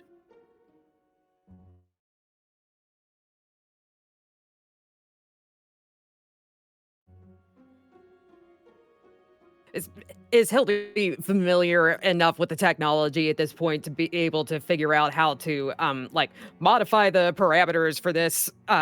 It would be basically, it's not like modifying so much as like code, like tweaking settings. It's more of just you're gonna have to give him, and we don't. This could be done the way Sure. handy him of overnight. Of you're basically gonna have to give him a list as you would a genie to tell him what you want him to do and not do in the terms of context of how he Okay. acts deceitful. Because yeah, he can't lie or tell lies because Soros forbade that of any of his robots. Right. So, yeah. If you enable that, he will lie freely. And what that ramifications that might imply to you, you don't know. But if you want it to be that he doesn't lie to you guys, sure. But what that might entail, Yes, who that knows? is something that she would absolutely be programming in there somehow. So, for now, he is taking directives from you guys. How far that will Okay. go, who knows? But Now, if this needs to be like a down the road question, that's fine. And this is gimmicky as hell, and I'm fully expecting you to say no, but just I'm curious. If I were to like want to mount Keeper's head on my cannon, would that work? the problem being is the As- cannon can be like summoned in and out, so that means Keeper's head would phase out of existence. technically, like, well, how does it? I guess it brings a good question. Does the cannon actually exist in the times it's not active, or is it more of a contraption you carry on you? So, I think of it as like I know that by the wording of the feature specifically, it just appears, but I think of it as it's something that Hildie always has on her because it's tiny, but it's just something that she activates, She just needs to stick so the it's AA basically- batteries into it. So here's the thing. I will allow it. We just then have to keep some degree of awareness of this particular cannon, because we did leave a cannon behind. So in theory, that's a different cannon now. Right.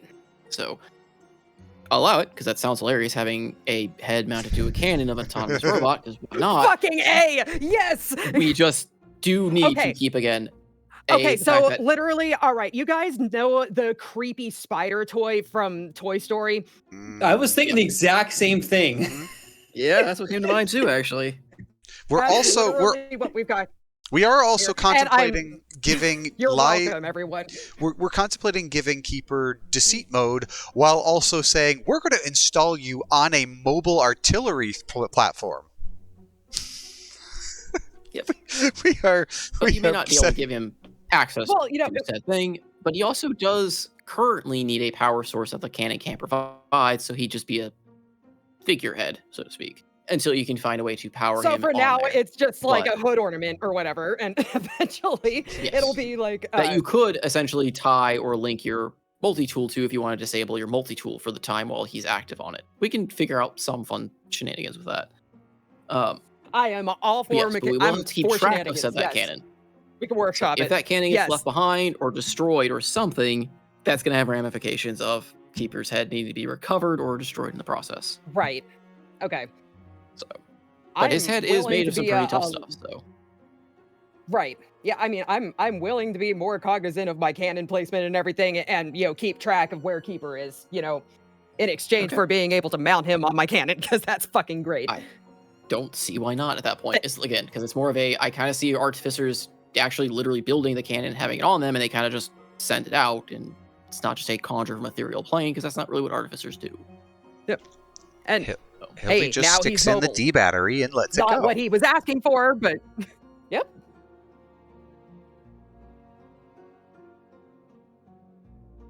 okay. All right. Is that it with Keeper for now, or is there more?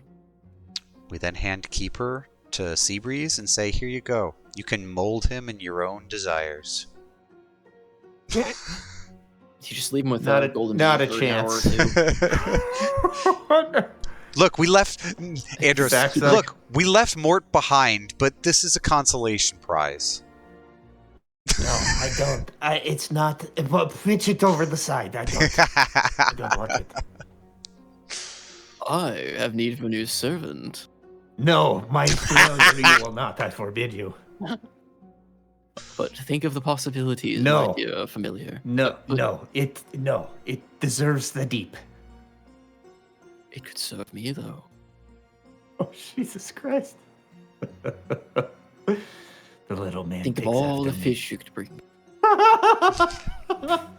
You have more fish than you can eat. You are Fish getting do like blinking lights.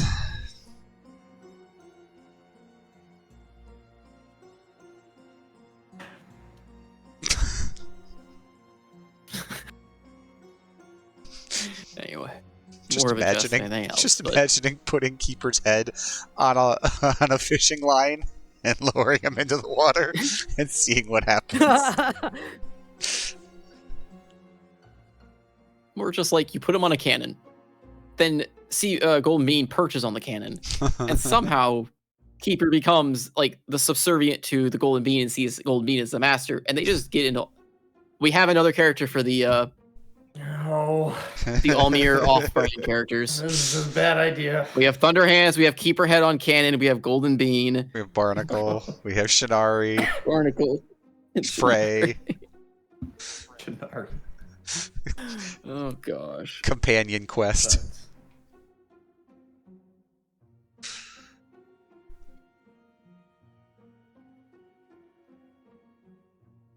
Is there anything else you want to do with Keeper's head before, safely ejecting the USB?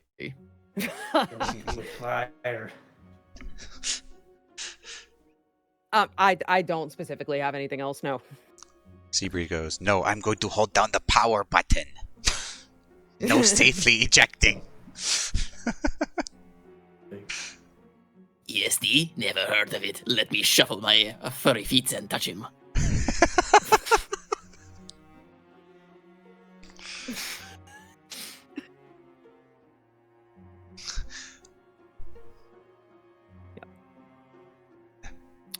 Zeebreeze, did you want to continue your conversation with Fairtail or leave that to be kind of... Let's drift off. assume that faded to black, and it was very touching, because it was. It was very touching. It was. I love Fairtail. I want to make sure you have that ability to wrap it if you wish, but... or end it how you wish, I suppose. Okay.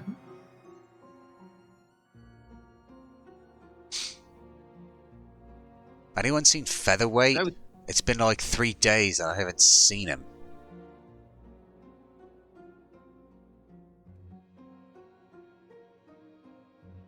Probably downstairs somewhere. The hold. Alright. I suppose I better go find him, make sure he hasn't died of seasickness or something. Oh, gross. Andros will head down below decks to try to find Amos. So we can... Does no one go down below decks for 3 days? Is that what I'm hearing? I mean, Andros didn't. Andros usually will third sleep deck. up. It's cursed. Andros usually sleeps up on the deck, or he'll be in, one of the crew hammocks, but... Third deck is usually either for storage or for Ponzi people.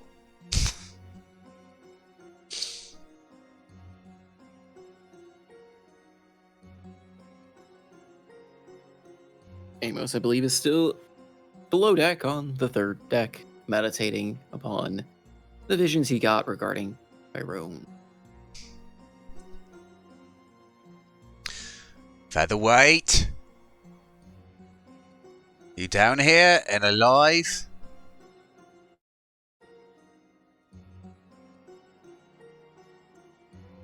Yes, I can hear you. Oh god, fuck. Yeah.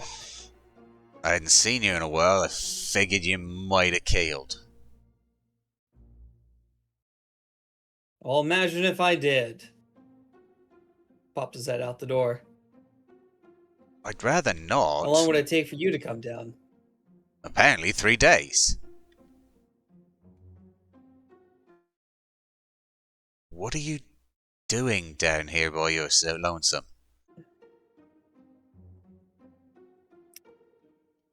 Meditating. Trying to... There's a lot going on that, I guess, for lack of a better phrase, I hadn't told you because there wasn't an opportunity. But in short, I'm still troubled trying to figure out where my old mentor went. Randall? Randall? Cool. You call him Randall, I'm sure he might hit you on the side with a hammer. Alright. I'll keep that in mind. Why is he so important that you would cross half the world to find him?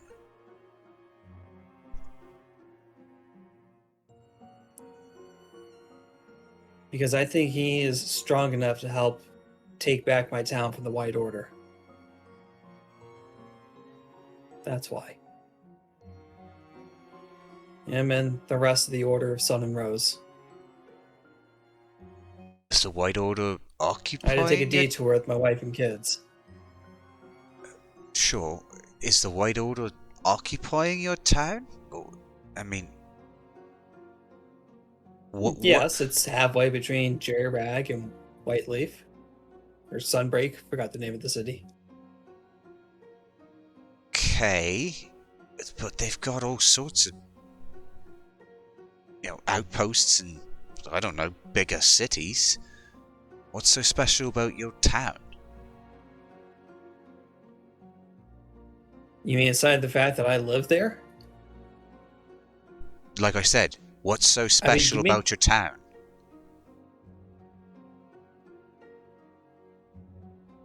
What's so special about, this ship? Nothing. It's a ship.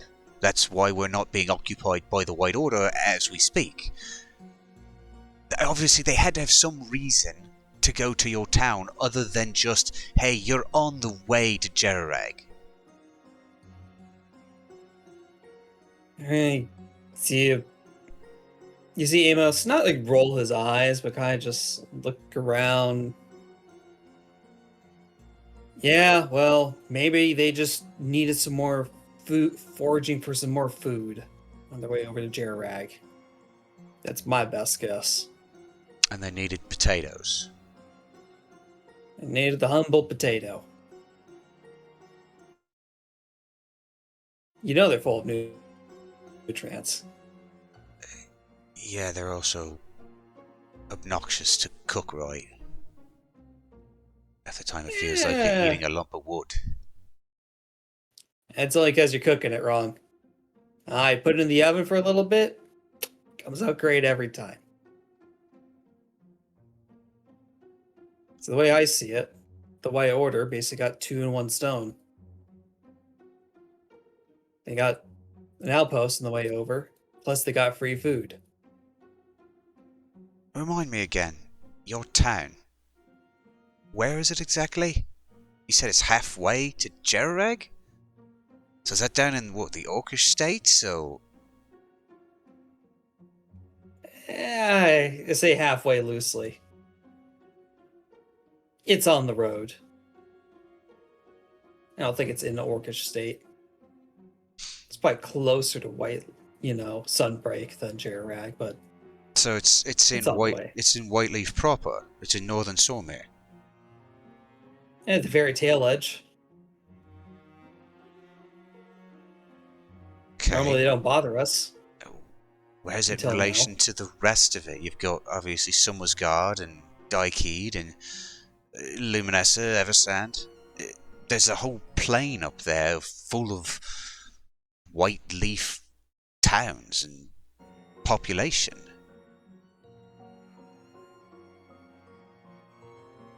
You sure your village isn't just one of white leaf?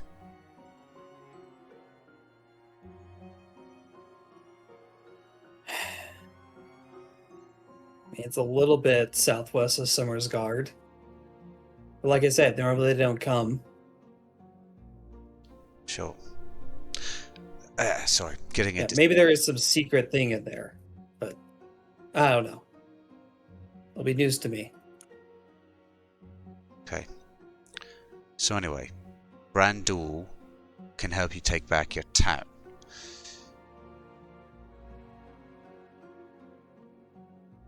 Yes. And you say he's what, the Order of Sun and Rose? Yeah, paladins like me. Okay. He's the one who introduced me to it. Well, any possibility he's in Jerirag? At this rate, anything's possible. I thought I last heard he'd been more towards Tarancia. I think I saw on a map. Oh, down on the Free Coast. I mean, sure. But that's... You kind of missed it. Yeah, that's part of the reason I was down here for 3 days, just trying to figure out. Well, obviously now it's not. We're not from Tarancia. It's a completely different continent. I mean, heck, you found me at a landlocked boat. Yep. I'm trying to figure out why Lathander might be here. Did he There's tell something. you to be there? The reason I ask is, well, other members of our group have had gods tell them to come join us. You remember Gills, Freya, the green-haired one? Her goddess basically told her to come find me. A little, yeah.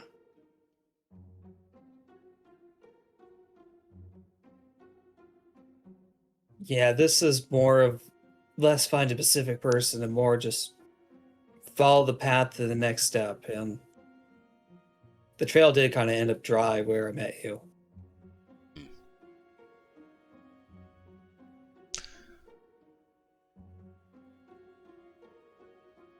And then I did take a sneak peek at one of the navigator's maps. I'm not necessarily the sharpest when it comes to riding boats, but it does look like they did go against I think it's the currents in the water. Sure, yeah. They just follow the currents. You probably would have been in Tarancia. Yeah, there's a couple currents that tend to go down past the cape there at the bottom. But, yeah, again, a small captain can at least avoid those. They're more like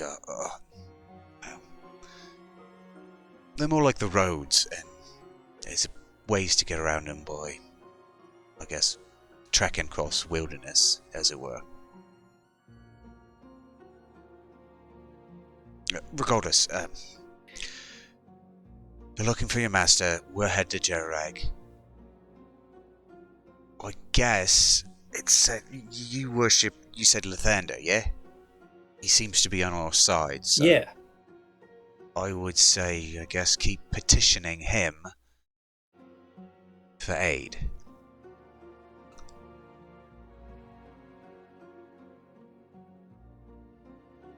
Well, it may make things interesting. I mean, last time I petitioned Lathander for aid, I got an unexpected visitor. He puts his hand over there's like a hammer on the side of his that suddenly appears side of his belt. Maybe hopefully this time will be a little less exciting. I feel like there's a story there. I don't know if I want to hear it right this second. How about... It's probably best saved for another day. how about when we're... But for now, yes, I think petitioning would be good. That's good. You can tell me all about it, maybe over dinner tonight. Because, well, if you're going to be traveling with us, I'd like to know what you can do and, well, why you can do it.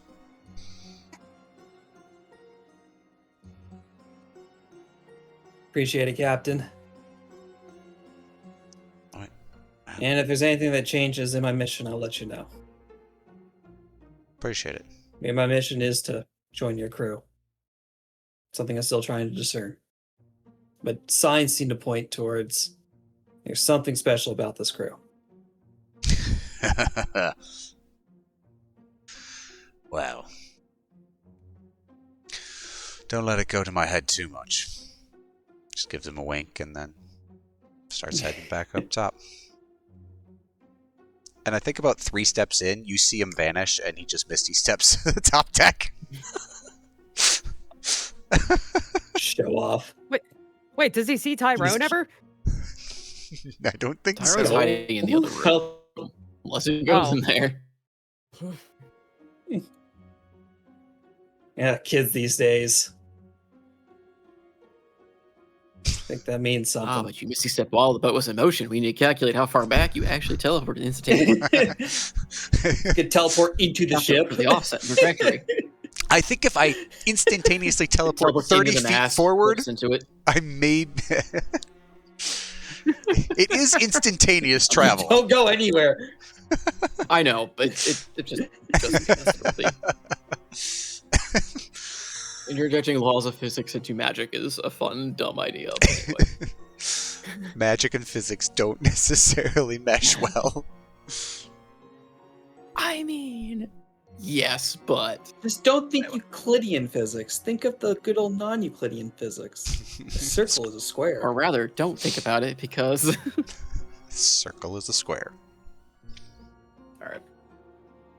Anything else for that day? No, I can't think of anything. Hildie, do you stay attuned to the orb as night falls? Oh no, Hildie knows better. I think she's learned that this is a necessity every night. So as you unattune, the curse fades, Themor, the memories of those things vanish, and Thushin gives a sad little whimper. What's wrong with you? You no longer would understand.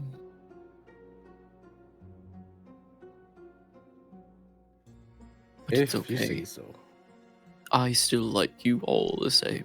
And he just pats your head with his clawed hand gently, like kind of banging against your helmet. There, my unknowing fool of a friend.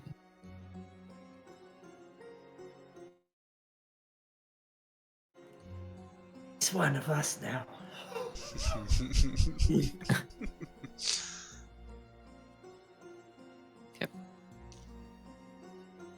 As night falls, so does Saloon take her action once again.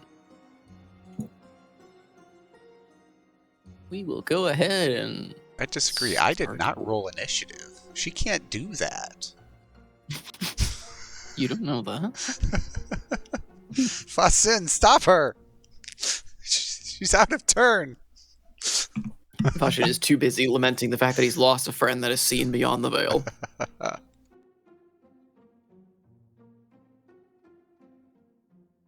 Amos, start with you. As you're meditating into the night, eyes closed, you once again focus after having the conversation with Andros, kind of again drifting off. You hear the boat creaking around you as it makes way to Jerirag. And as you try to kind of close your eyes and focus on the candle before you, it feels like it gets brighter.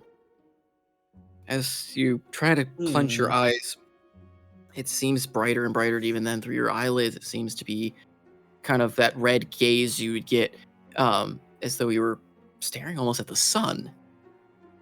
And perhaps brushing against your brow, you open your eyes to see what's going on, and you see the likeness of Lathander before you. But not as though you fully recall.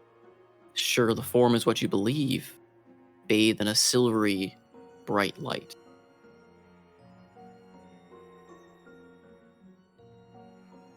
As he stares down at you, a look of pity seems to be etched across his glowing face.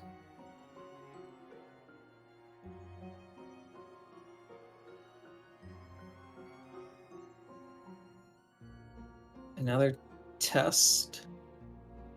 Is that what this is? What good would a test do for you? You've failed most of them. You've only succeeded by taking power that isn't yours. Praying to me as though I should listen.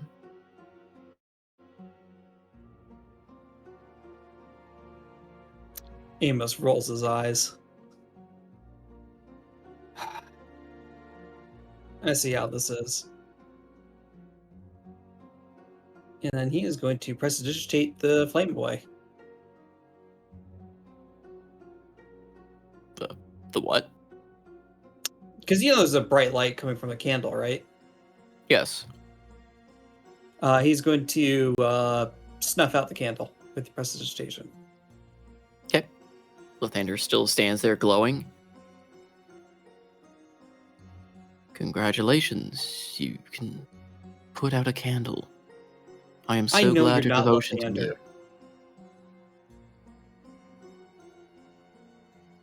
Is your devotion so frail that you cannot believe what you see in front of you?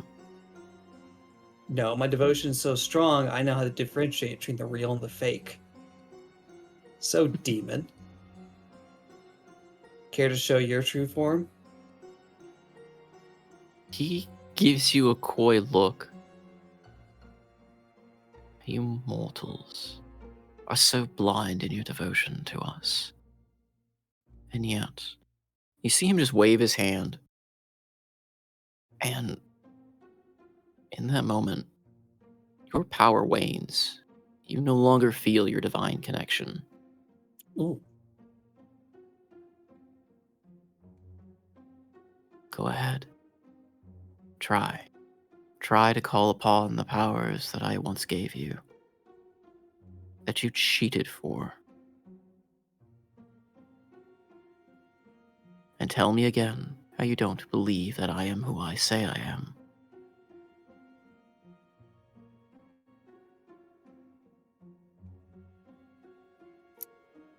Well, he's going to try and prestidigitate again. Get the candle back on. It doesn't light.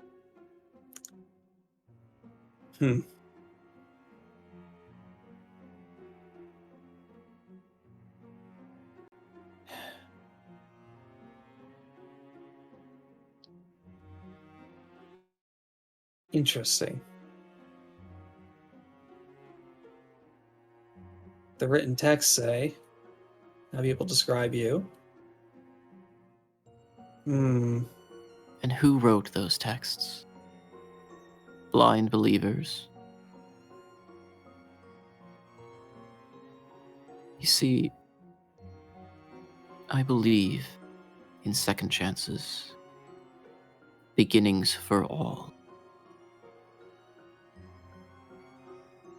But you... Are you really worthy of such? You who've tried and failed, and not through your own power of trying again, but from that stolen from another, and even now, not through your own trials do you seek to redeem yourself or your town. You seek that of another. Are you worthy of a second chance, Amos?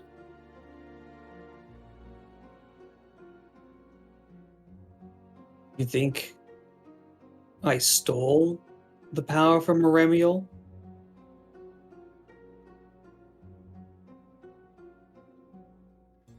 With a silent glare that seems to be affirmative.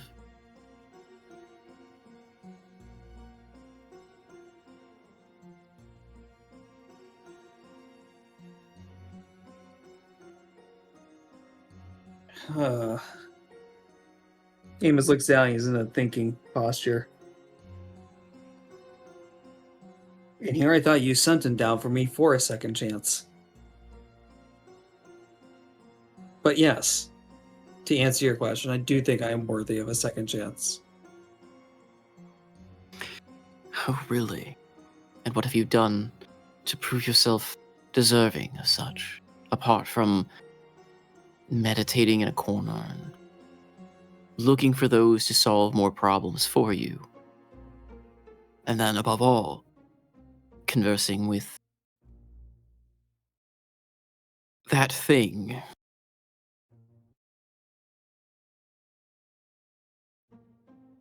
Tyrone, which I'm going to make the assumption you're the one who's let me know he's a god killer.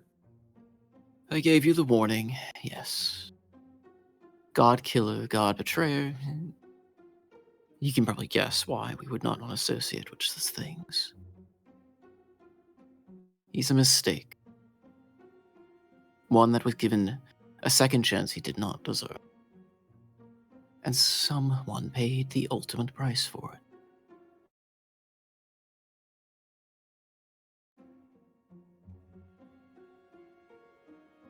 I feel like I'm missing the whole story on this one. Even if we make the assumption that he didn't take advantage of the second chance. You know, how many chances does everyone get? Only 2? And after you do the second one, it's over. Is that how we're supposed to operate? That's the general rule of thumb, yes, of a second chance. As for third or fourth, it depends really on the circumstance, doesn't it? But you are treading the same path, it seems, as he. Blind and devoted to a god you preach and beloved, but show little action for the gifts given. Even if I were to believe that you did not steal the power to get your second chance. Your goal is to use that power to find someone else to solve your problems, to find a crew to solve your problems, and all while you mask under the veil of pretentious divine justice, order, guidance. So you think it'd be better for me to fight and die in a final stand, not even guaranteeing the safety of my wife and kids? I'm not saying you have to die. But I am saying that perhaps a little effort on your part with the gifts given, a little bit of a challenge on your end, would sure look a lot better, wouldn't it? Did you forget all the work I did previously with the Order? Or are we just overlooking what you perceive are minor acts? Minor acts If for it one wasn't who did grand not enough. belong. Your devotion again, blind to an ideal with no action behind it.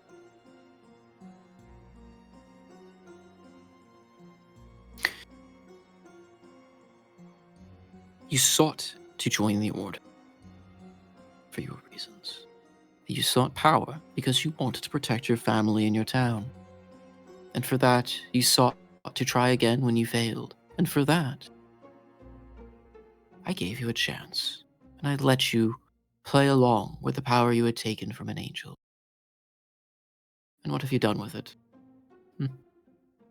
Have you bettered yourself in any way? Have you taken any charge or initiative to overcome the trial put before you? Instead, you are here, meditating in a dark room, expecting those above you to solve your problem yet again, and find your mentor to, oh right, solve your problem yet again. Do you not have any ambition to take action of your own with the power you've gained? Or is my name merely an excuse to you? A reason you can hide in here and say you're doing the right thing, because surely it's Lathander's will.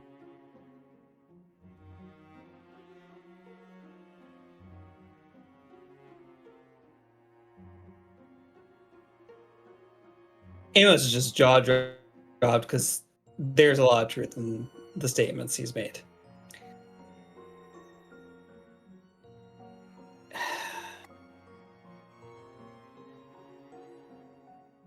Yeah, aside from making sure they were safe, the townspeople at least were safe immediately. Yeah, there has been a lot of visible progress in that regard. And yes, you do make a good point where it would seem like I'm trying to have others solve my problems before me.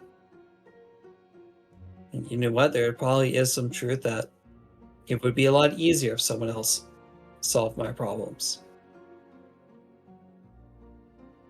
Perhaps I took the advice of, gather your appropriate resources before taking decisive action. A little bit too much on the gathering resource part and not enough on the move forward with action part.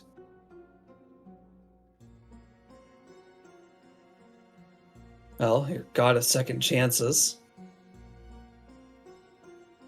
guess the question for you is, are you a literal god of literal second chances? Or are you a god of glory and redemption? And what is you believe me to be? What are you hoping that you are chasing? Am I the deity you truly believe in?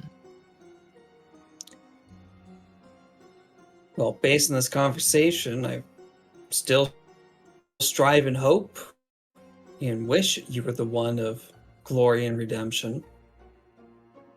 But now I'm beginning to think it is only of the second chance. It is glory and redemption. for those that strive towards it, to grasp at the new dawn. But for those that would rather sit and wait for the dawn to approach them, I will still, of course, shed my light to them. But for you to use my name as an excuse to hide behind and wait, and then claim such glories, well, you can see how that might be a problem. Mm-hmm. So let me ask you then, my little devotee. You follow this party, you search for your master, all to remove an occupation you say is hurting your town. Given the option to simply have that never exist, never join the order, never swear to my name, would you take it then? Live your life as a farmer forever, in peace and ignorant bliss. A life of hardships perhaps to that of a potato farmer, but not of one devoted to one such as myself. Should that option present itself, and I'm saying it does, would you take it?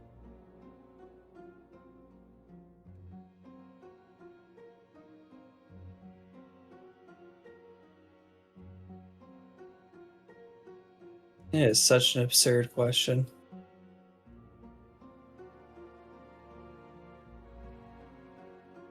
I'm not sure how I could take that response.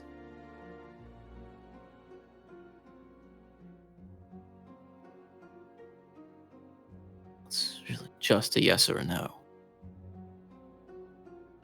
No, I wouldn't take it. I would stop being me. My whole being would be different. That's why I said it's absurd.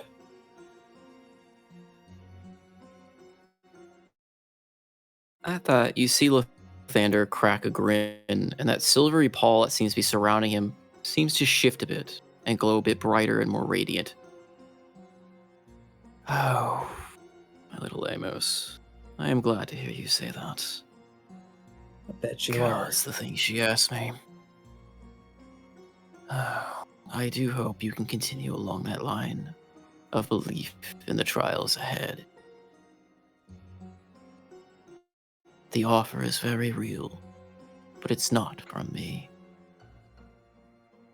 You will experience much, much hardship following my name. And the trials I put forth are no less of an accusation, perhaps.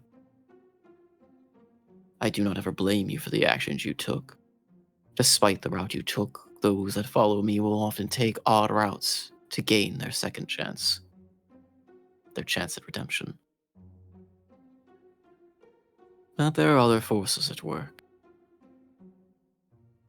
And she has asked that I poke at you a little bit. Who, the one that the Andoros calls, uses air quotes with his hands, moon tits? You would not say that out loud if you wish to not encourage. While you do have Noted. some nice color, I can only extend my neck out for you so much. The mortals that follow me I adore, and I do believe everyone has a chance at redemption.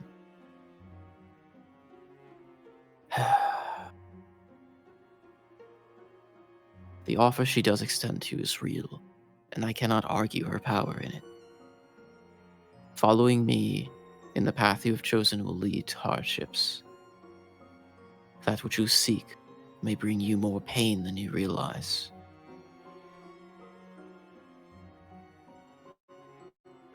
Bring it. I didn't choose that path. I didn't want to join the order just to go halfway there. I've seen you did make a point where I'm not utilizing the gifts to its fullest. That's the reason I did agree to this. I watch my followers, and I want them to succeed. You are no different. But you might need a little nudging in the right direction. You have a lot of potential, Amos. I don't play favorites. I've heard that you've already known that I've talked to the other of your companions, Seabreeze. And she has Yes. proven her loyalty and desire for a second chance through action and the past she has suffered too. I wish the same resolution from you. You two are not like the others in this path you now follow.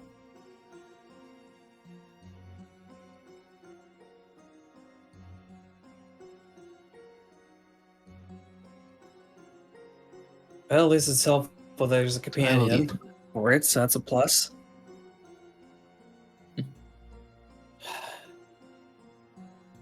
Well, I guess when this boat gets to Jerirag, I'm sure there'll be plenty of opportunities to suffer and stretch.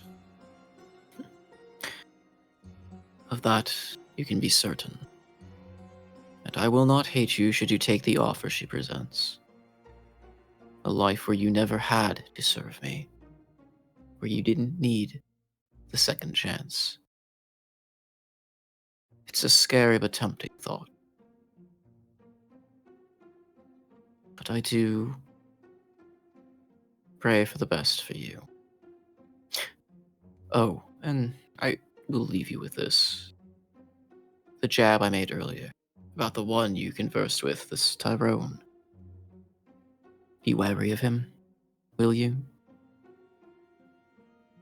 I am the god of redemptions and second chances, but there are few that we... He had his chance, and through his actions and inactions, led to the fall of a god.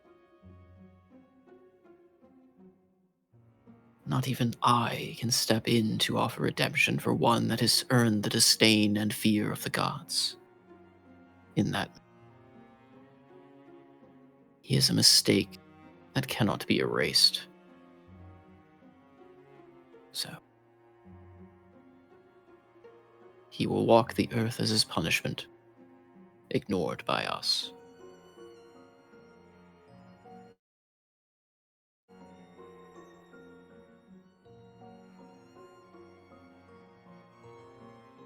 Well.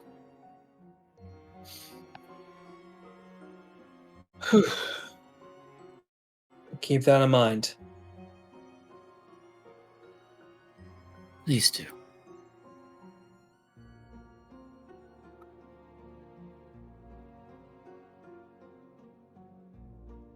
Until we next meet, my little Amos. Keep my word at heart, of course, and know that I and Saloon will be watching.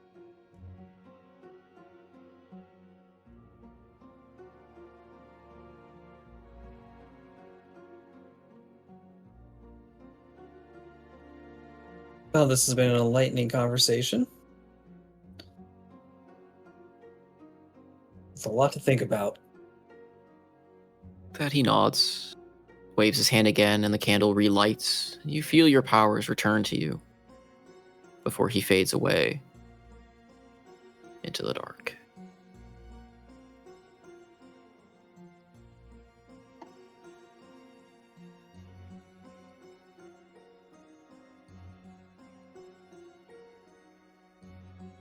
Whew. You know, maybe it's a good thing that I don't see gods often. This is, oof. You know, maybe Tyrone's blessed that the gods don't talk to him. That's enough for a night. He goes to retire for sleep.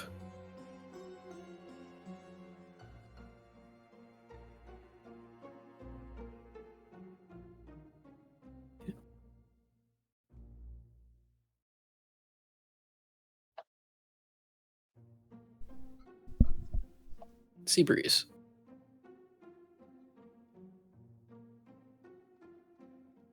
Are you ready for this trance? Yes. Sorry. Okay, no, just making sure. So, as night has fallen, while he's having his conversation there, I'm assuming you're probably up at the crow's nest again, sleeping. Yeah. As you're sleeping, you feel your finger, like the ring on your finger, warm, almost to a painful degree. Perhaps your eyes crack open at that. Looking at your hand is glowing a bright, vibrant blue. And sitting over the rail of the crow's nest, staring down at you, Mummer's mask, is Echo. Blades drawn, if I can. Yeah, you can. Oh, whoa now. Is that any way to treat a friend? I thought we had a mighty fine relation over the years, after all we've done for you. We were never friends. Well, that just hurts my heart. And here I thought we had a fine little relation going. We were fixing the world, you and I. Our little company, as it were. My eyes have been opened. Have they? Or have they been blinded by a light you found? Scared little cat now out in the world protecting something she doesn't even believe in.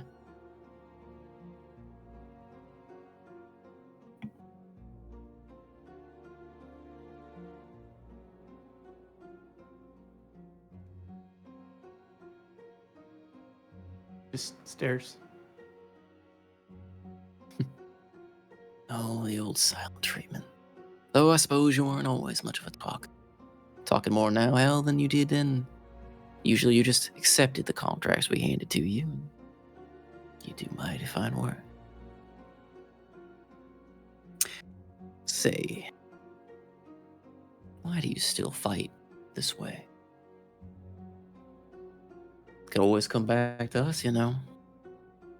Right the wrongs of the world. Hell, you wouldn't even have to worry about your little, new friend you've picked up. Be a shame, right, if something were to happen to his, second life? Her eyes narrow. Whoa now. What's that look for? I'm just merely showing concern for an old business partner of mine. He looks cautiously around and down at the ship and wonders if she's dreaming.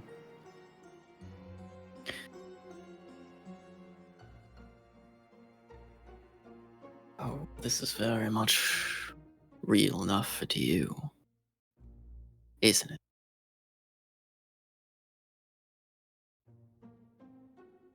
Probably have an inkling why I'm here talking to you. And you're probably smart enough to realize I'm not really sitting on the nest of this ship conversing with you. But you know what I'm saying's real, don't you? You trek on to fight a god. With crewmates, people, friends, maybe. I don't even know if you'd call them that. But could be a lot simpler, you know. Join back up with us. It was simple, Take- wasn't it? Well, for you, of course, it was. Yes, As always. Exactly. And is that a bad thing? To be simple? Yes. Yes. Have your assets it in a is. row? Yes. Simplicity allowed evil. Persist. And who are you to tell me what's good and evil? What we Believe it did or don't. was to fix a wrong in the world, and that's what we're still trying to do. See, you have the option. You could join back with our group, and we could fix what's going on, and you could be given a life with your friend there. Forget what was done to you in the past. Forget the whole thrallship. Forget the whole suffering. You and your fairy tale, was it? hell, you could have a whole life together. One not separated by time and strife. I'm done forgetting. It's time to build memories. Fight for what's right. Really? Fight for what's right. And what's right, huh? Taking down another god? Breaking reality, letting this void power through. Hell, you have almost killed your friend over that very power. And yet, you're gonna let that win? You should just go back and shake his hand and tell him you were sorry then. Bring him back on. That's the route you're going. Sometimes the only option is through. It will be hard. It won't feel good when we're doing it. But when we're done, it will be right. Even if it costs you your friends? Or your precious little brother? Even at the cost of my own life. Bold words. That's what I like about you. My little Discord. You were always so dedicated to the job. Well, he just kind of stands up on the edge of the rail. I know that face. Words ain't gonna reach you now. You've got your mind set on something, your blades pointed at a target, and that target's likely going to die, or you'll die trying. It's always been your way, hasn't it? That hasn't changed, has it? She Out sheathes of her the life. rapiers and stands up straighter. Out of the life you're in, you're always one bred to kill something, aren't you? It's the way of the world. Well, you best remember that then when you try to confront that there saloon and destroy the world in the process. It'll be on your hands, or should I say paws. Not great with the differences, but it's just keep him close then, your little brother. Who knows what might happen to him now that you've elected to stand against us. You know we don't really have any qualm or quarrel about separating brothers and sisters and families, right? After all, you helped us do just that.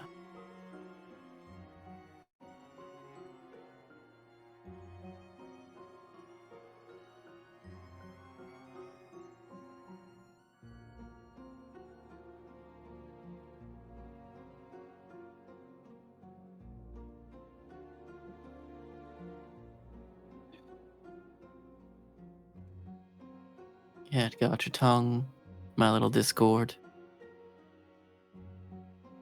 Or was that wrong of me to say? Not gonna say anything. She's,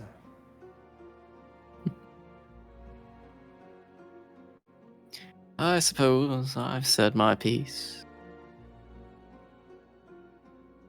I hope you have a restful evening, and I hope that you find everything you seek at the edge of the moon. Just hope you're alive for all to see it. He takes a step back and seems to fall from the crow's nest, but you hear no sound, and he vanishes into the night. And again, that symbol of the crescent moon is etched, burned into the crow's nest rail. well, that's the last time we sleep up here. She jumps to a rope and gracefully descends to the deck to find Fairtail and maybe get some tea. Fairtail is sleeping kind of precariously against the rails, but he's tied, so he can't fall off because he left himself tied after fishing. But he's sleeping against the rails, huddled over there, and you notice he's clutching, like holding tightly around his chest, the bundle of papers from earlier. She'll make some hot drink, probably some sort of tea, and then, unable to sleep further, she'll watch over him. Okay. So that night passes. Restless for some, finally some sleep for others. We come across the 4th day. Is there anything specific you want to do on this day? I'm gonna roll my D8. Okay, I just want to find more orb effects. go for it. I'm going to throw that orb into the ocean. No, Unless I do it first. Hildie's got to ponder Hey. that orb. Hey, look, this is her new hyperfixation. It's this or the drugs. Oh, And Hildie can have a bond with the orb, but Hildie does not have a strength for 20, so. well, but I have an intelligence of 22, so Okay, you might be able to outsmart Themor, yes. Every time Yes. Themor comes to get it, Hildie just creates a new, like, replica or something of that sort that Themor has to throw off the ship, and it somehow magically keeps returning. so I just rolled an 8. You rolled an 8. Yes, Okay. for better or for worse. You have gotten Discord. Oh, good. You cannot maintain concentration on any spell effects. Any attempt Ouch. to cast a spell with concentration will have the effect ended immediately, with the effect not firing. Allies within 30 feet of you have disadvantage on concentration checks. Allies have advantage. I cannot maintain concentration at all. Disadvantage. Oh, disadvantage. Okay. They that have makes more sense. disadvantage staying near you, but you cannot maintain any concentration, as your mind is constantly aflutter. Anxiety, stress, just your mind is a complete mess. You cannot focus. Is that all of my allies or just like within so many feet of me? All allies within 30 feet. 30 feet. Yes. So I guess it would be allies or friendly creatures within 30 feet. It would be the textual thing. Allies are friendly creatures. Yep, I gotcha.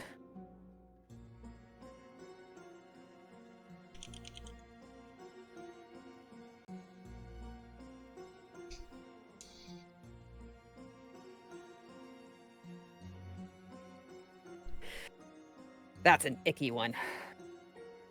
Yes. They're all pretty icky. Honestly, the one you got prior, the Wrath one, is probably the ickiest one because splitting the effect with somebody else is really nasty because the effects will Yeah, stack. that's pretty bad. Now here's the question. If she's wearing the hyper-focused thinking cap, which doesn't allow her concentration to get broken, It will never allow her it head will just never allow the concentration to explodes. start. Yeah. I guess the ruling I would go with that is that she can't start the concentration effect to begin with. I So was she hoping her can't head actually just cast the exploded. The two. I mean, we Go killed his with head it, I guess. exploded. I think it'd be funny. She tries to counteract a curse of an eternal god king dragon thing with a really fancy tricord. Yep. I mean, I will say she'll probably take a crap ton of psychic damage for attempting this. Oh, better idea. But- Put the tricorn on the orb. The orb becomes sentient. Roll for initiative. Yay. Becomes Frosty the Snowman. She put a magic hat on. Yes. Orby the orb man. But like I said, the curses are actually pretty nasty. But like I said, the orb actually has some pretty good benefits. So I was hoping to have a good mix and match of like it's got good benefits, but the curses are pretty nasty Yeah. and flavorful to the campaign. So.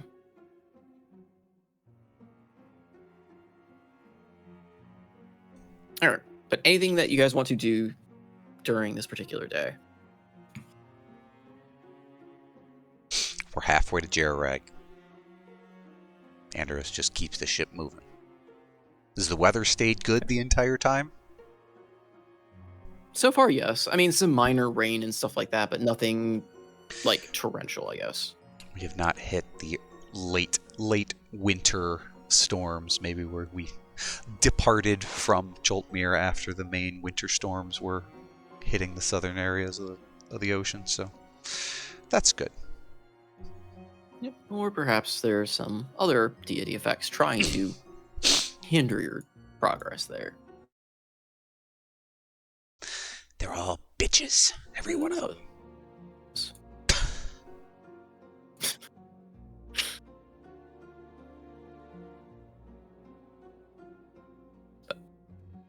If not, we can go ahead and kind of hand wave into the next night, but I didn't know if there's anything else, anything anyone else wanted to discuss through this day.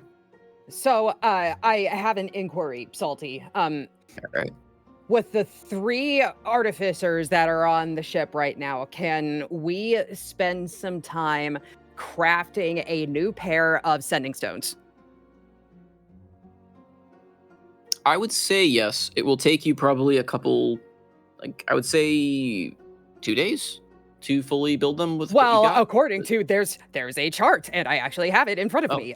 So it's an uncommon wondrous item, which at just base level has a crafting time of 10 days. But I've got assistance, which decreases the amount of time. Let me see. Characters can combine their efforts to shorten the crafting time, divide the time needed to create the item by the number of characters working on it. So, okay, so that's pretty close. So 3 days would be 3 roughly days, yes. 10 divided by 3 would be roughly 3. So I was off by a day. I was gonna say 2, but 3 works. So yeah, and then it would cost 200 gold. I don't know if I might have some weird artificer thing. What do I have? We have the overall cost of them, so technically it'd be 100 if it's going off the. Oh, it would be okay. Gold. That works for me. Because I was just going off of having the costs to make it, so I can make everything basically a gold cost, basically, and scale it that way. Yeah, 2024 Artificer, each subclass gets reductions to certain types of magic items. Artillerists get reductions to crafting wands. They can reduce its crafting time and cost, I believe, by half. Previous Artificer had just a blanket crafting cost and time reduction, but there weren't any really crafting rules, so it just kind of felt like a weird ribbon that rarely got used or had to be homebrewed.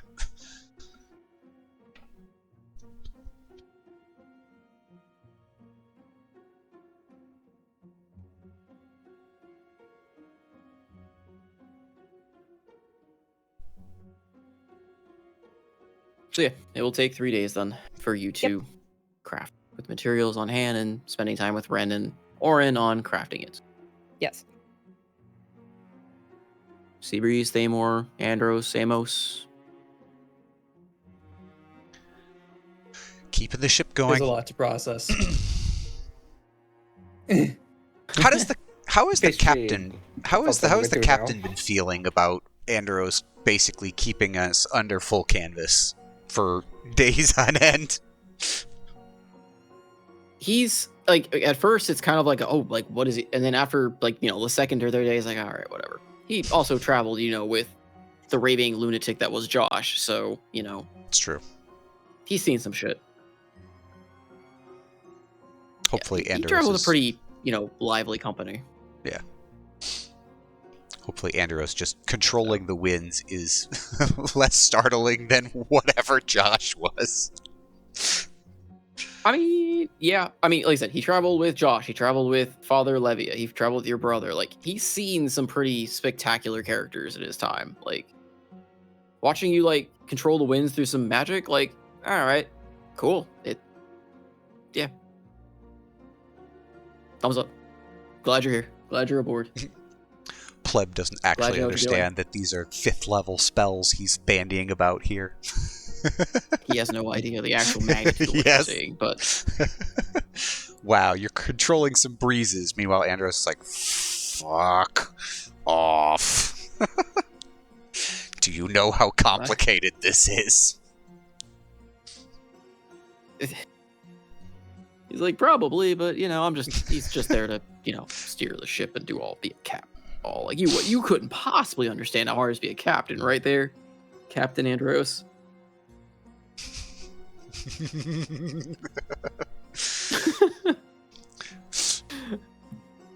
He would not want to get into that specific conversation.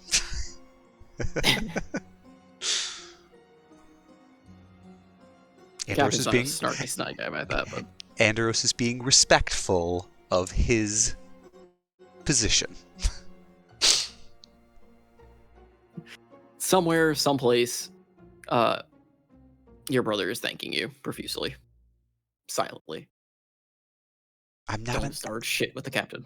I'm not always an ass. Just 75%. Just mostly. Only when you open your mouth. Hey, what can I say? When you're an ass, shit flies. Poetic as fuck, man. Anything else that day? 9. All right. So we will Actually, have night. I would like to, I don't know if this would actually do anything, but Hildie would try this at some point after they've wrapped up working on the sending stones for the day or whatever, like before Hildie turns in and she unattunes from the orb. Lily's been on her mind since that night that she showed up, and she just mostly out of curiosity, just to see if it would actually work. She's going to try scrying on Lilly. Okay. And I don't know if it would even work.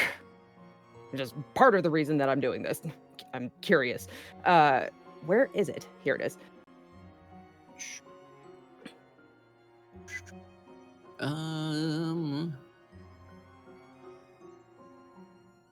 It does not work. Okay. Target is not on the, well, for as far as you know, not on the same plane of existence. Right. Okay.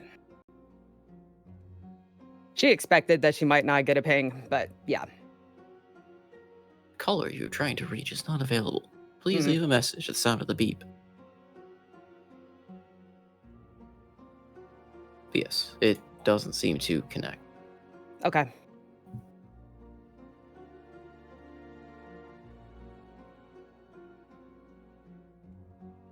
And then when that is done, she will unattune for the night. Okay. As night falls again, and everyone's kind of curled up where they be, we finally come around to Andros again, kind of. Technically, everything's been his own call out, but You're welcome, everybody. Andros. I don't need an orb to make you all suffer bad dreams. I'm just a curse in myself. Andros, as you are, let's say, it'll probably be closer to when everyone's kind of conked out for the night. You're still on deck, perhaps pushing the wind out, heading down to finally crash out for the night as well. And she is standing there, waiting at the helm. Yeah, I think Andros has actually got basically just a cot or something set up on the forecastle. Most nights he's trying to keep them moving as best they can, so.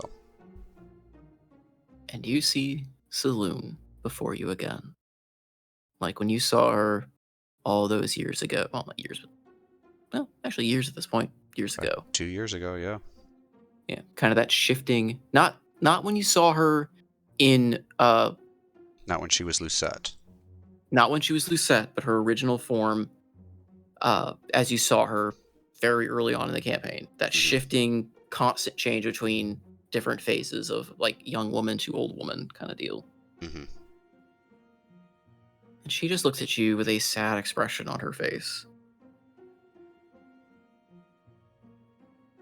Kind of, again, ethereal. You can tell she's not fully necessarily there. But... Oh, you've been busy. Having fun. I don't know how you can describe what I'm doing as fun. And I thought I'd try to make you happy. Despite the wishes that she has for you.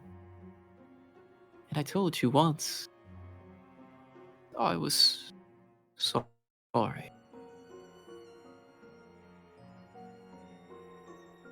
didn't understand it at the time. But I hope now you do.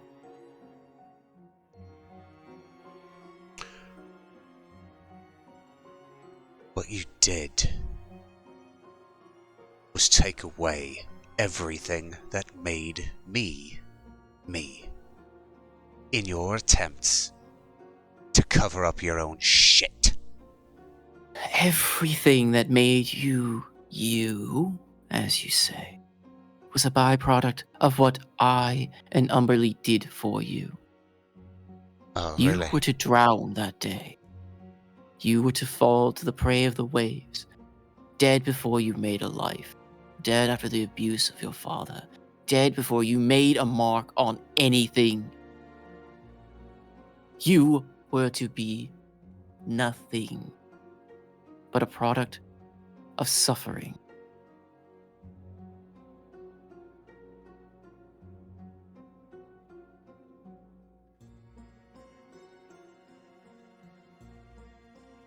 So you saw fruit ripe for the plucking. Form shifts and your gaze softens again. You saw someone that deserved a better chance than to die a tragedy.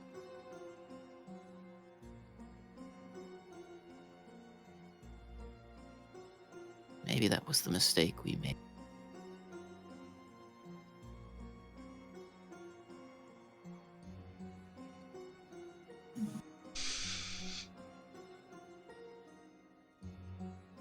You don't seem to get it, do you?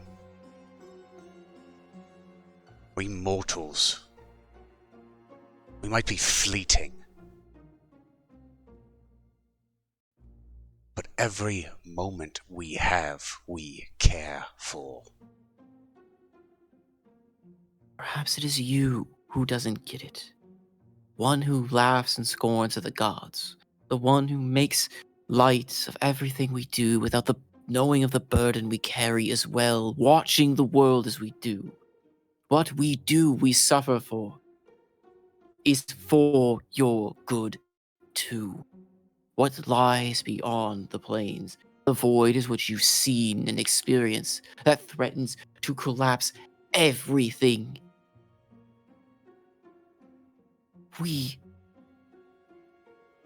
I have watched this world from the beginning, and I love everything in it. Everything is a reflection. All I can ever do is watch. The suffering, the happiness, all of it. I take all of it. All I want to do is for it to continue on. And maybe, just maybe, each time we've had to do this, each time we've had to take that burden on to rewrite things, we get one step closer to never having to do it again. Don't you see that? Don't you see the truth of it, Andaros? You're but a piece of it, and you've played your part. Now it's time for you to rest. Those that came before you fixed part of the world. Then you came along. And we saved you, and in turn, you succeeded where they failed. And you brought down Faust. Time is up. We've got to try again.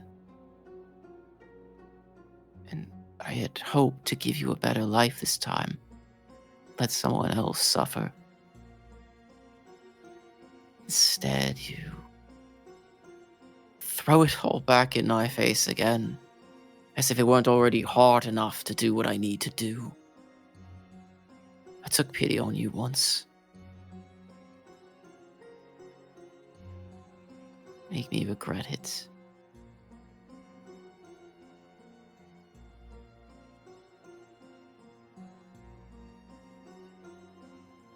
Explain it to me then. How are you closer to solving the problem of the void? The problem, if I am correct, you and your family created. We didn't create it. You mortals created it. You used When it. you opened, You we tapped had it into sealed away. We used it to create and bind the world. Without it, there would be nothing at all. We sealed it away between the planes. It was locked away.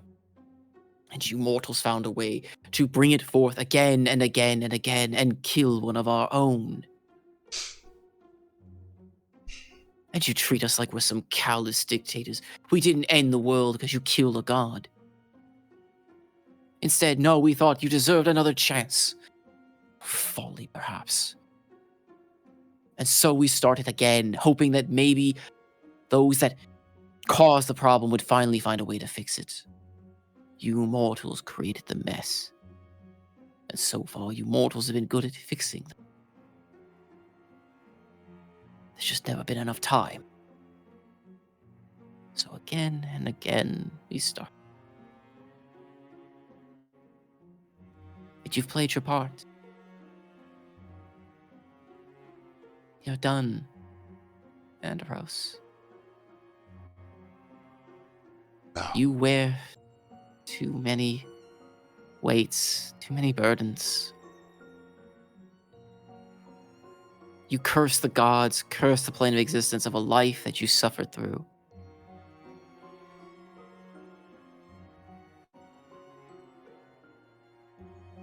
Isn't it time that you finally get to rest? Leave it to someone else to take the helm. Since That's what I'm when trying to do. have I ever left it to someone else? Since when did the person you claim to have created ever shimmy off cowardly and let someone else do the work? It's not a coward's way out. You did your part. And the world's saved the still world once. broken. Yes. And we need to try again. That's what we're doing. We're trying again. You don't get it. You're trying to restart. Move everything back. Try again from a, more advantageous position? While all of us who have worked so hard to get to this point, what is our reward? Forgetting it ever happened? And you would throw it all away. All the sacrifices made by those before, you would throw it all away for your foolish belief that you are more important. That you alone are the savior. That you alone Is can fix this yourself. Is this not our world, along with yours? And we are doing a part far greater than what you can see with your little mortal eyes.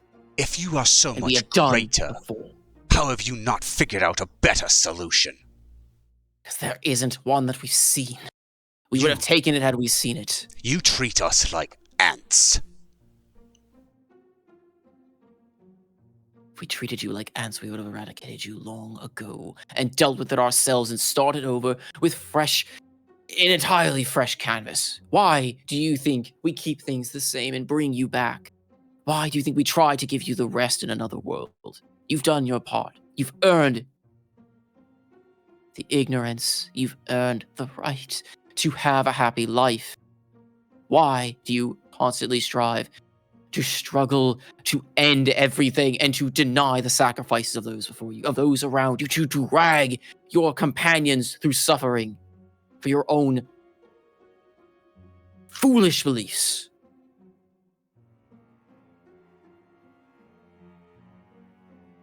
Because the experiences, the memories of what we've done, what we've meant And to those each are worth other, more. that is the soul of what it is to be mortal. You've created us as finite beings. The only thing we have to cling to is that which we experience.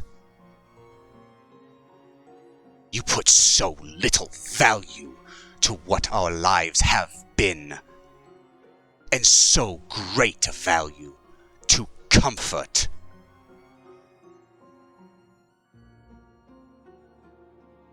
The world is broken.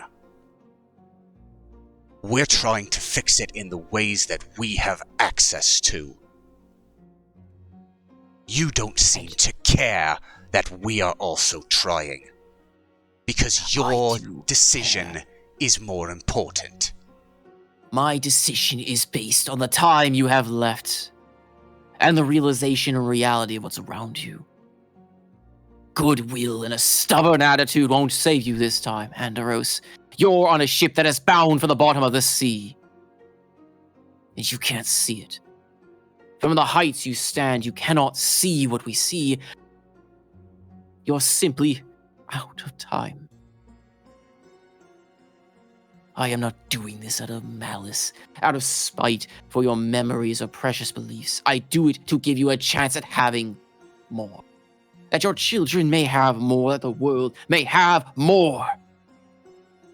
What? As it is, you will fail. And the world will crack and break if left alone. And no one will have memories to go on. All for your foolish ideals that you think that yours and yours alone are worth more than the entire world. What gave you the right to think you stand where we are? To see the world from a mountain, from one that has only lived at its foot.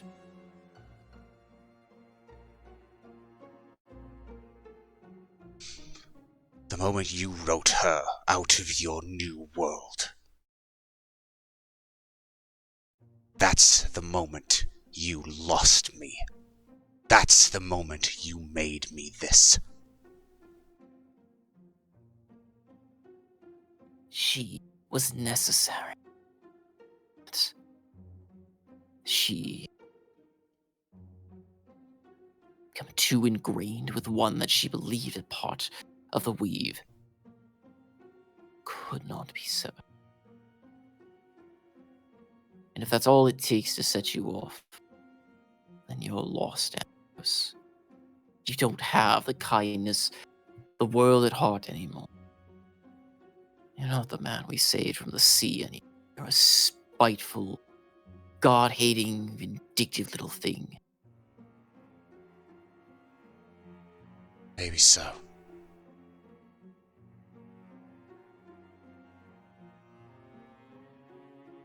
I don't know what the answer is. I don't have it yet. But I will search to my last breath. And when I prove you wrong, well, we'll see how good of a man I actually am. And for the first time in this conversation, you see her face finally soften, and you see a very slow smile creep upon her lips.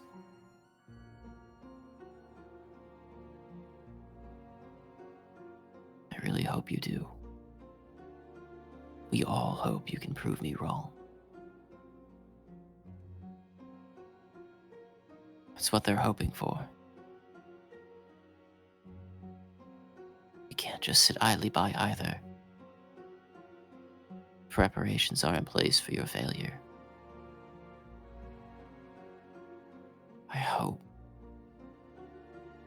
you find a better answer that you believe is out there. Do know I tried to give you a better life. I wanted to let you have the rest you deserved.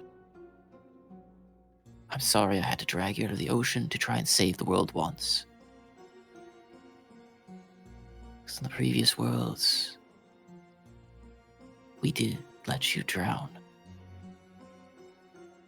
Every step forward, every slight change we make is slowly push this world to a better state. It's the only way we've seen how.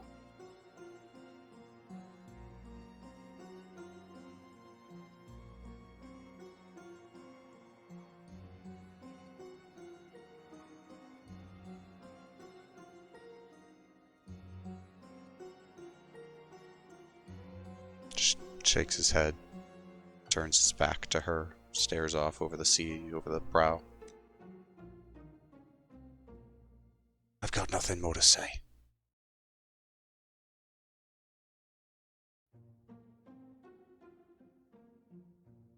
I'm a little miffed. However, you decided to spew your drivel to the others.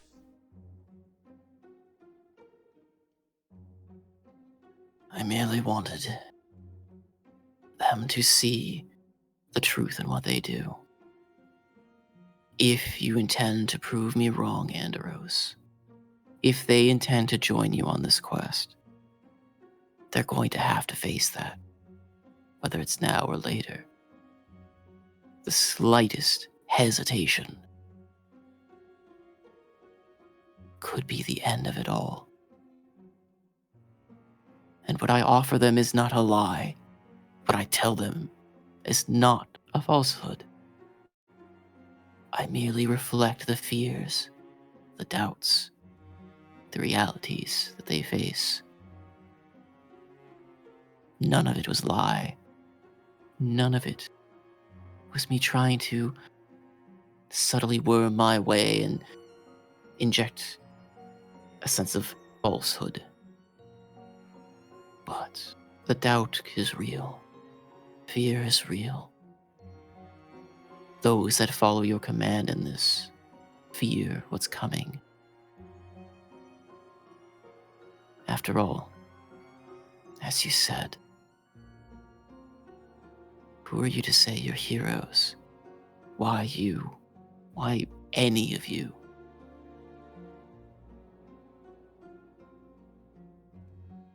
The answer is, there really isn't any reason. I give you the chance to hang up your hats and cloaks and have a more peaceful life again. And let us shoulder it as we've always done.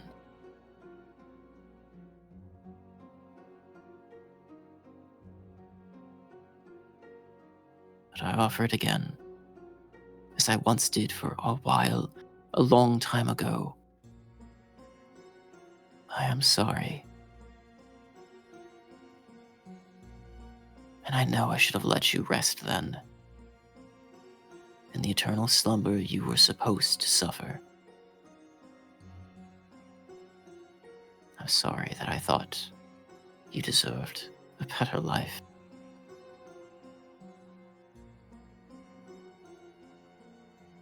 You feel her presence vanish behind you.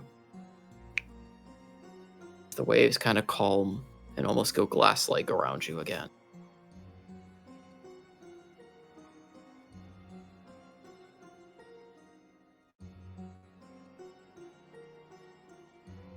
Yeah, I think Andros just stands up against the gunnels near the bowsprit.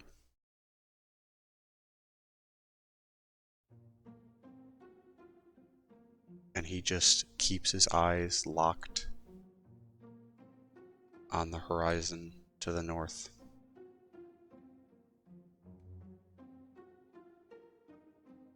Knowing that's the only place he can go right now. And waits for the sun to rise.